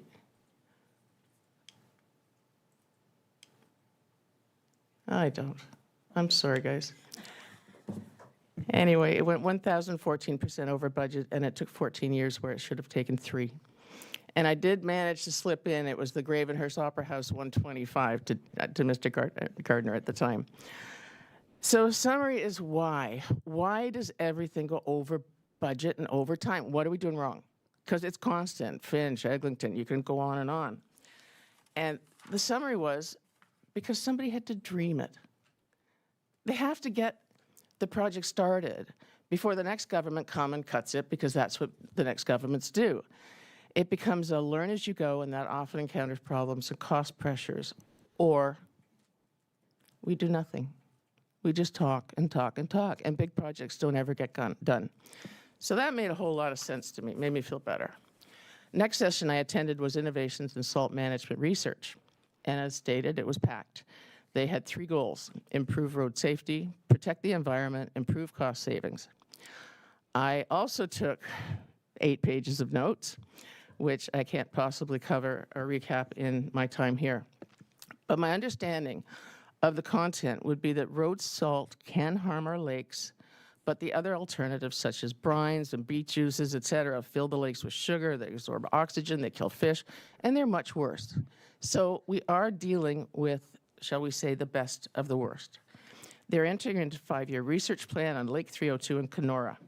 They will isolate the effect of road salts and gather the data on its effects and report back with their findings. Next, I was off to Union Station. Top left is the Metrolinx chap that took us around, and thank goodness I wore my running shoes. I was telling earlier that I did about 16,000 steps in an hour and a half. The new South Corridor they are building will increase the number of trains they can run from 20 per hour to 80 per hour. And this will be done by 2031. And I went on this tour for one reason and one reason only. I wanted to see where the Ontario Northlander was going to come in and how accessible it would be to transfer to bus, subway, and streetcar. And at first, the supervisor from GO was all eager. He was going to do a little video to Gravenhurst and welcoming us. But then better thoughts prevailed. He didn't want to go on record just in case it all changed. But sure enough, we're going to Union, and it's going to cost $66, and we'll be there in just over 2 hours. Keynote speaker today, okay, this is when I got stupid excited, was Missy Cummings, a former fighter pilot who flew F-18s. Her talk was on AI and autonomous driving. She believes in the technology, but it's not there yet. Computer vision only knows what it's told. And you say, you know, why would you care about this in Gravenhurst? Autonomous garbage trucks are coming, taxis are coming, buses are coming. Autonomous driving is here. It's here in the States. For example, all of you know what a stop sign looks like, right? Octagon, little white outer shell, red, STOP. The computer vision knows what that looks like as well. But what if a branch is in front of the stop sign? A human with experience, logic, you know, and reason could see a little corner of that stop sign and go, still a stop sign. Computer vision can't. How do you program it to understand there could be a stop sign there and it may have to stop? You can't. It'd be stopping at every bad Christmas sweater that was red and white if it stopped at every little bit of red and white that they saw. So they don't have knowledge, they can't think, imagine, or reason, they can only mimic intelligence. So we have to be aware of what they can and can't do before we just say, oh, save money, we'll get self-driving this and that. As a fighter pilot, she was well aware of how digital controls will help run automobiles. And did you know the #1 problem of self-driving cars? It's being hit from behind. Computer visions sees something, a squirrel, a branch, fog. It actually hallucinates, according to her. And then they slam on their brakes, and then bum, bum, bum, bum, bum. The 7 or 8 cars behind get themselves in an accident. So they've found remote oversight is necessary, but a human right now in India or Pakistan is overseeing 30 cars in real time, and by the time they see an accident's going to happen, they don't have time to stop it. Okay, I have so much more, but I'm going to stop at this. The next session was bike-friendly communities, and apparently 22% of Ontarians ride their bike every day. And why would Gravenhurst want to apply to be a bike-friendly community? Well, one reason would be to promote tourism, because generally if transit is limited, cycling is important. If you make the application, there's a bronze, silver, and gold level, and you might not immediately qualify for anything, but you will get back a 25-page report summarizing what you're doing well and what you need to do to improve. Federal government has tons of money, $500 million for active transportation. So then my mind went to the train coming back, have bicycles meet the train, to go down to the wharf, to the downtown, get around, promote ourselves as bike-friendly. In some cities, bicycles are replacing school buses. They actually have a lead biker, picture, the leather, the whole bit. And he or she rides to the bus stops and pick up the kids on their bikes, and they ride to school on their bikes. And it's a great way to promote active transportation. But first and foremost, as a council, we need to get it on our official plan. And I will close with the Minister of Transportation, because my jaw dropped when they said they are still advancing the 401 tunnel feasibility study. Thank you. Thank you. Yeah, no, it was a really, really great conference, and glad you took so much away from it. Any questions for the councillor? Okay. You have a question? Councillor Johnston? Thank you, Your Worship. Just, I'll try and frame it as a question, but it was to your reference to land acknowledgement, because I agree with you. I've had a number of Indigenous people say to me, it's blah, blah, blah. It means nothing to anyone. And I agree, and I will ask you a question. And one day, Councillor Cotier, who was the chair of the FCS, Finance and Corporate Services, he did the land acknowledgement. And what he did was he spent 4 or 5 minutes speaking about an Indigenous experience he had. And he got very emotional. And we all applauded.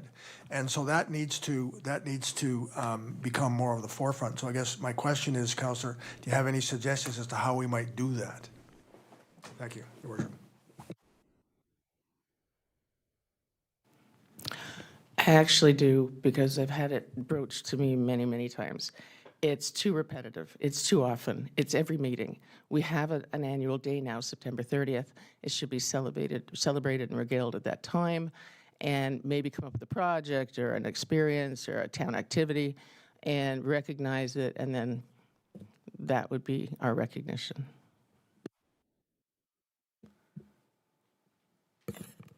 Yeah, I mean, I'm going to say just tread carefully, though, because I think we're going down a whole other subject here, about, I think that's a, good point, but I don't want to have a debate about the current practice. Well, I mean, I think that how we do business at this table is something comes to the table, and maybe a notice of motion if the councillor wants to put forward something as far as a notice of motion. But I will suggest that we did the last time we did the land acknowledgement, there was a ton of work that went into that at the time, and I have actually talked to most recently I talked to Chief Hendrick at Moose Deer Point about it, and I said, yeah, we need to revisit it. She said you should be revisiting it every year, every couple of years, and so, but I am mindful that there's also an election coming up, and I would be very cautious about making reconciliation a political thing. Anyway, but Councillor Johnston? Thank you, Your Worship. Yeah, just a comment that, they do land acknowledgement now on Air Canada flights. I mean, that's just crazy. So I do agree with your point, Councillor, that I think the reason why it's blah, blah, blah and means nothing is because we do it at every, and my Air Canada example is a good case in point. We shouldn't have to do it, maybe once a month or 2 times a year, something. But to do it at every meeting ad nauseum, it takes away any value that was left in it at all. Thank you, Your Worship. Okay. Anybody else have any questions? Okay. So again, I think, if there's something that comes out of this discussion, that people want to put some thought to paper, there's always opportunity to do that. I think next on the list is Councillor Hunter. So thank you for that, Councillor Hunter. Thank you, Madam Mayor, and through you. I am pleased to share with council and the community that we have a new art display on our art walls at the municipal office. It's one big, beautiful painting that hopefully the cameras will point to. On behalf of the Public Arts Advisory Committee, I want to thank the Muskoka Discovery Center for sourcing the artwork. There it is right there, so beautiful. Our latest display features paintings by Orillia-based artist Debbie Melillo. Miss Melillo describes herself as an emerging artist who has been joyfully splashing paint around for the past 5 years. Her work has been displayed in a variety of locations, including at the Orillia Opera House, the Severn Township Municipal Office, and the Muskoka Discovery Center here in Gravenhurst. Ms. Melillo says her work leans towards abstract pieces. She says that bold colors is her love language. Her work can be seen in our lobby during regular business hours, Monday to Friday, 8 a.m. to 4 p.m., and here in the council chambers when meetings are in session. We're happy to have Ms. Melillo as part of our ongoing art display here at the municipal office. And as council knows, the Art Showcase project was launched last year. Artists interested in participating in the showcase here at the municipal office should contact Wendy Fairbairn at Muskoka Discovery Center. And that's all I have about that. Okay, thank you. Thank you for that. I always look forward to seeing the change of the art. So it's great. Am I next? No? Oh, Councillor Johnston. Oh, of course. Councillor Johnston, go ahead. Thank you, Your Worship. I will be brief. I just I put it on the agenda, and I think I mentioned this to the Director of Legislation. I put it on the agenda just because I wanted the public to be alerted to that issue. And as you know, Your Worship, and Councillor Strang and Councillor Karen, we voted on it at district the other day. The legislation when it came out was not horrible. But it was very complicated, and it would make substantial changes to how we operate here in Muskoka. And it wasn't negative. There were a lot of very positive intentions in the legislation. But Muskoka is not an urban region. We are a district for a reason. And we were lumped in, I talked about this with the district chair, that we were lumped in with all the other upper tier municipalities, and we should not have been, because the intentions that were meant, that were included in the legislation, we're already doing. I mean, things like, increase infrastructure spending and affordable housing. So we're doing all that, but we're doing it Muskoka's way, the Muskoka way we do things. And so I spoke to it at length at District Council, and there was a large notice of motion that Councillor Sutherland and I put together that was voted on that said that we were not going to support the intention, the overall intention of the of that legislation. But the statement also said that there are a lot of things that we need to do and can do in a more positive way to take the Premier's three options, or three priorities for municipalities to task when we do that. So as I said, it was the motion that was voted on yesterday at District Council to decline to support anything in that legislation was voted on, or was approved unanimously. So we're not saying it was bad legislation, but Muskoka's already doing all the things that the legislation is encouraging us to do, and we're doing it in a way that is the Muskoka way we do things, how we run our government. So I just wanted to mention that, Your Worship. Thank you so much. Okay, well, thank you. I think the motion was captured I think it was captured appropriately. Is anybody want to speak to this or ask any questions? Oh, okay. Councillor Johnston, did you want to move a motion to say that we supported what the district has said? I would like to do that. Okay, yep. No, well, we've got one ready because I thought that's where we were headed. So the clerk did, we had chatted and that's where we thought that, okay, that's where I thought we were headed. So I've got something. It is moved by Councillor Johnston and will go seconded by, I got Councillor Strength. I was looking this way. Whereas the District of Muskoka endorsed a motion on April 20th, 2026, requesting the Province of Ontario exercise discretion to exempt Muskoka from the appointment provisions of the Better Regional Governance Act, allowing District Council to continue appointing its own chair. Therefore, be it resolved that Council for the Town of Gravenhurst support the request of the District of Muskoka to the Province of Ontario to exempt Muskoka from the appointment provisions and continue to permit District Council to appoint their own chair. Does that capture what you'd like to say, Councillor Johnston, without you knowing it ahead of time? What's in my notes, I forgot to say. There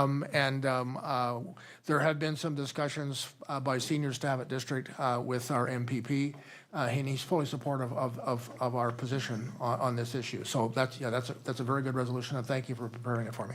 Thank you. Great. Now, the floor is open. Is anybody wanted to comment on that resolution, that motion? Nope. Okay. So I'll call, there's a question, all in favor of the resolution?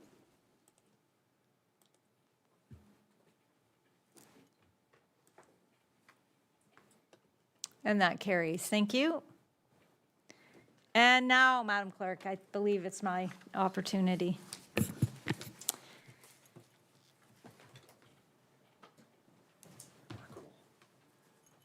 Thank you. Okay. So, I'm going to talk about the flooding. So I have some, I haven't taken part in any sort of social media activity as far as the flooding goes because I want everyone to get their messaging straight from the town. I think that that was important. So today, I want to take a moment to speak about the high water conditions and flooding that has occurred in parts of Muskoka over the past week or so. We've all seen the pictures and videos online of some of the more problematic spots. These images are certainly remarkable and in many instances scary. The sheer volume and power of the water is breathtaking to say the least. While other Muskoka municipalities have experienced some significant flood-related challenges this spring, that has fortunately, for the most part, not been our experience here. We have certainly witnessed high water in Lake Muskoka, especially down at the Muskoka Wharf and along the Severn River, and we've had a couple of roads affected by floodwater, but we have gotten off lucky compared to past seasons. However, there's still a great deal of water to work its way through the system, and so I want to assure our residents that we remain vigilant and prepared to act. As in past years, we are meeting regularly with Parks Canada representatives for updates regarding the Severn and with MNR staff for updates on other local bodies of water, including Lake Muskoka. We have shared MNR's flood information on our website and social media channels, and we will continue to do so. To help people protect their homes and businesses from flooding, since early March, we have made sandbags available to those in need. For people who aren't aware, sandbags are available for pickup at the end of East Severn River Road and the Wharf Sports Field. People can also access sand and empty sandbags and fill them as needed at the following locations: Cowbell Lane, the Public Works Yard, 1054 Crawford Road, Sunshine Court, and Graham Road. On behalf of Council, I want to thank everyone who has helped keep our community safe during the 2026 freshet. In particular, I want to recognize our Infrastructure Services Department for coordinating sandbag availability and for responding to roads affected by flooding. I also want to commend the infrastructure team, along with members of the Gravenhurst Fire Department, for the great job everyone did setting up the Aqua Dam at Muskoka Wharf last Friday. The Aqua Dam is a resource we access through the province, and on that note, I want to thank the Government of Ontario for its assistance. As I noted in my earlier remarks, there is a great deal of water still to come our way. For safety reasons, I urge residents and visitors to stay clear of all areas with high water and fast-moving water. The last thing we want to see is someone to get into a potentially life-threatening situation.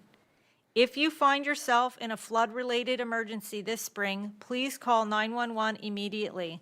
As always, our first responders are ready to help. We thank them for their service now and throughout the year. Please continue to refer to our website, gravenhurst.ca, and our social media channels for updates. Great information is also available on the District of Muskoka website and its social media channels. You can access road information through municipal511.ca and municipal511.ca and 511.ca. In closing of this portion of my mayor's update, let's just all stay safe and look out for each other. So thank you to everyone. And I do have a couple other little things that I would like to cover in my mayor's update. One, as I've mentioned a couple times already today, it is the volunteer week. We have a community that runs on volunteers. Gravenhurst has volunteers are the lifeblood of this community. I think in our facilities, we had some do deputations today. We have volunteers at our events. So I just want to thank them for, our library. We have GAP, we have so many volunteers and some right around this table. So thank you to everyone who chooses to volunteer. It's meaningful work. So thank to everyone for that. And a lot of our staff volunteer too. Aside from doing their jobs, they volunteer too on a lot of town initiatives. So thank you all. Funding announcement. Oh, well, big news last Friday, as we all saw that $2.1 million was announced for primary care in Muskoka, which is going to be dispersed amongst the Cottage Country Family Health teams, but I have I've heard that there is almost half of that will be coming to Gravenhurst, to Cottage Country Family Health team here. So amazing work, and we've been working towards that for a long time in Gravenhurst. Our CAO sits on a recruitment team. We've been recruiting through the town of Gravenhurst to find those bodies. Now that the money's here, maybe, build it, they will come. And obviously that goes with a huge thank you to the Health Hub team and Rotary, Gravenhurst Rotary, also volunteers who have been instrumental in making sure there was room at the inn. So incredible news for Gravenhurst. And I also was going to mention the Mayor's Tea is coming up, which is going to be exciting. Anyway, so stay tuned for that, and that's obviously put on by our the good team at Recreation. And it'll be hard to beat that winter carnival, but we're going to try our darndest. So I invite you to all save the date, June 3rd. And of course, summer's coming, so summer is the time to be in Muskoka and get out and enjoy an event. And is there something I'm missing that we talked about? Hold on. No, we covered it all. So again, thank you to everyone. And with that, I think we have a notice to adjourn. Committee of the Whole, Councillor Varney and Councillor Hunter. Okay, please vote.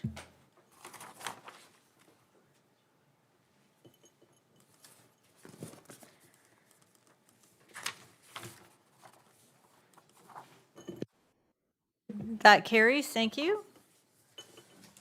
And we are going to just go right through this. Is there pecuniary interest? Oh, we already asked that earlier today, so, okay.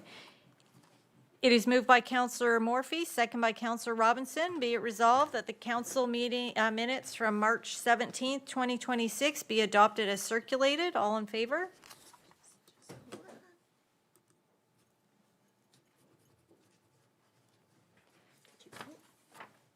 I did now.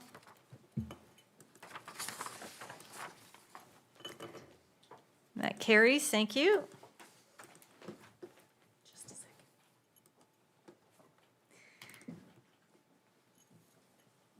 It's not very often I'm faster than the clerk. Moved by Counselor Strength, second by Counselor Johnston. Be it resolved that the Committee of the Whole minutes from March 17th, 2026 be adopted as circulated.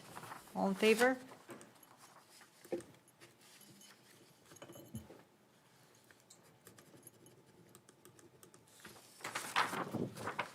And that carries. Thank you.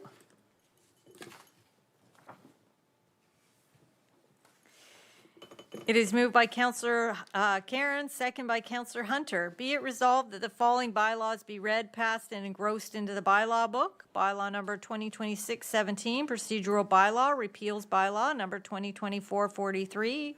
Bylaw number 2026-18, appointment of student, MLEO.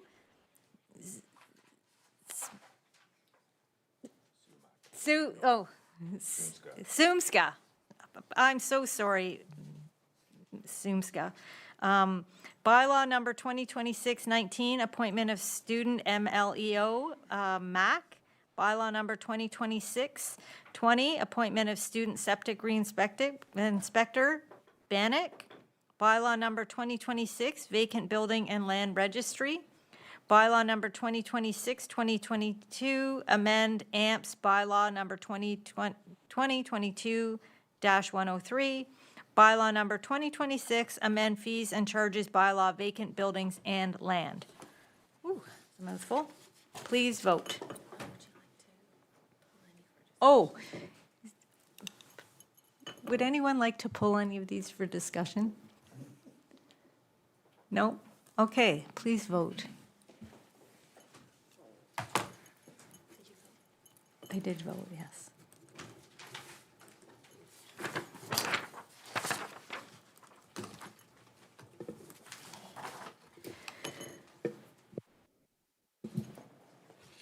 Okay, so that brings us to the end. Thank you. It is moved by Counselor Johnston, second by Counselor Morphy. Be it resolved that bylaw number 2026-24 to confirm the council meeting held on April 26, 2026 be passed. Please vote.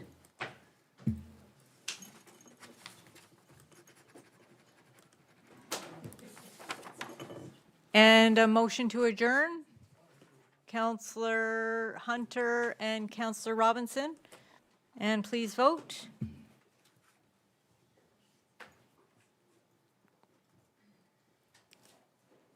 Okay.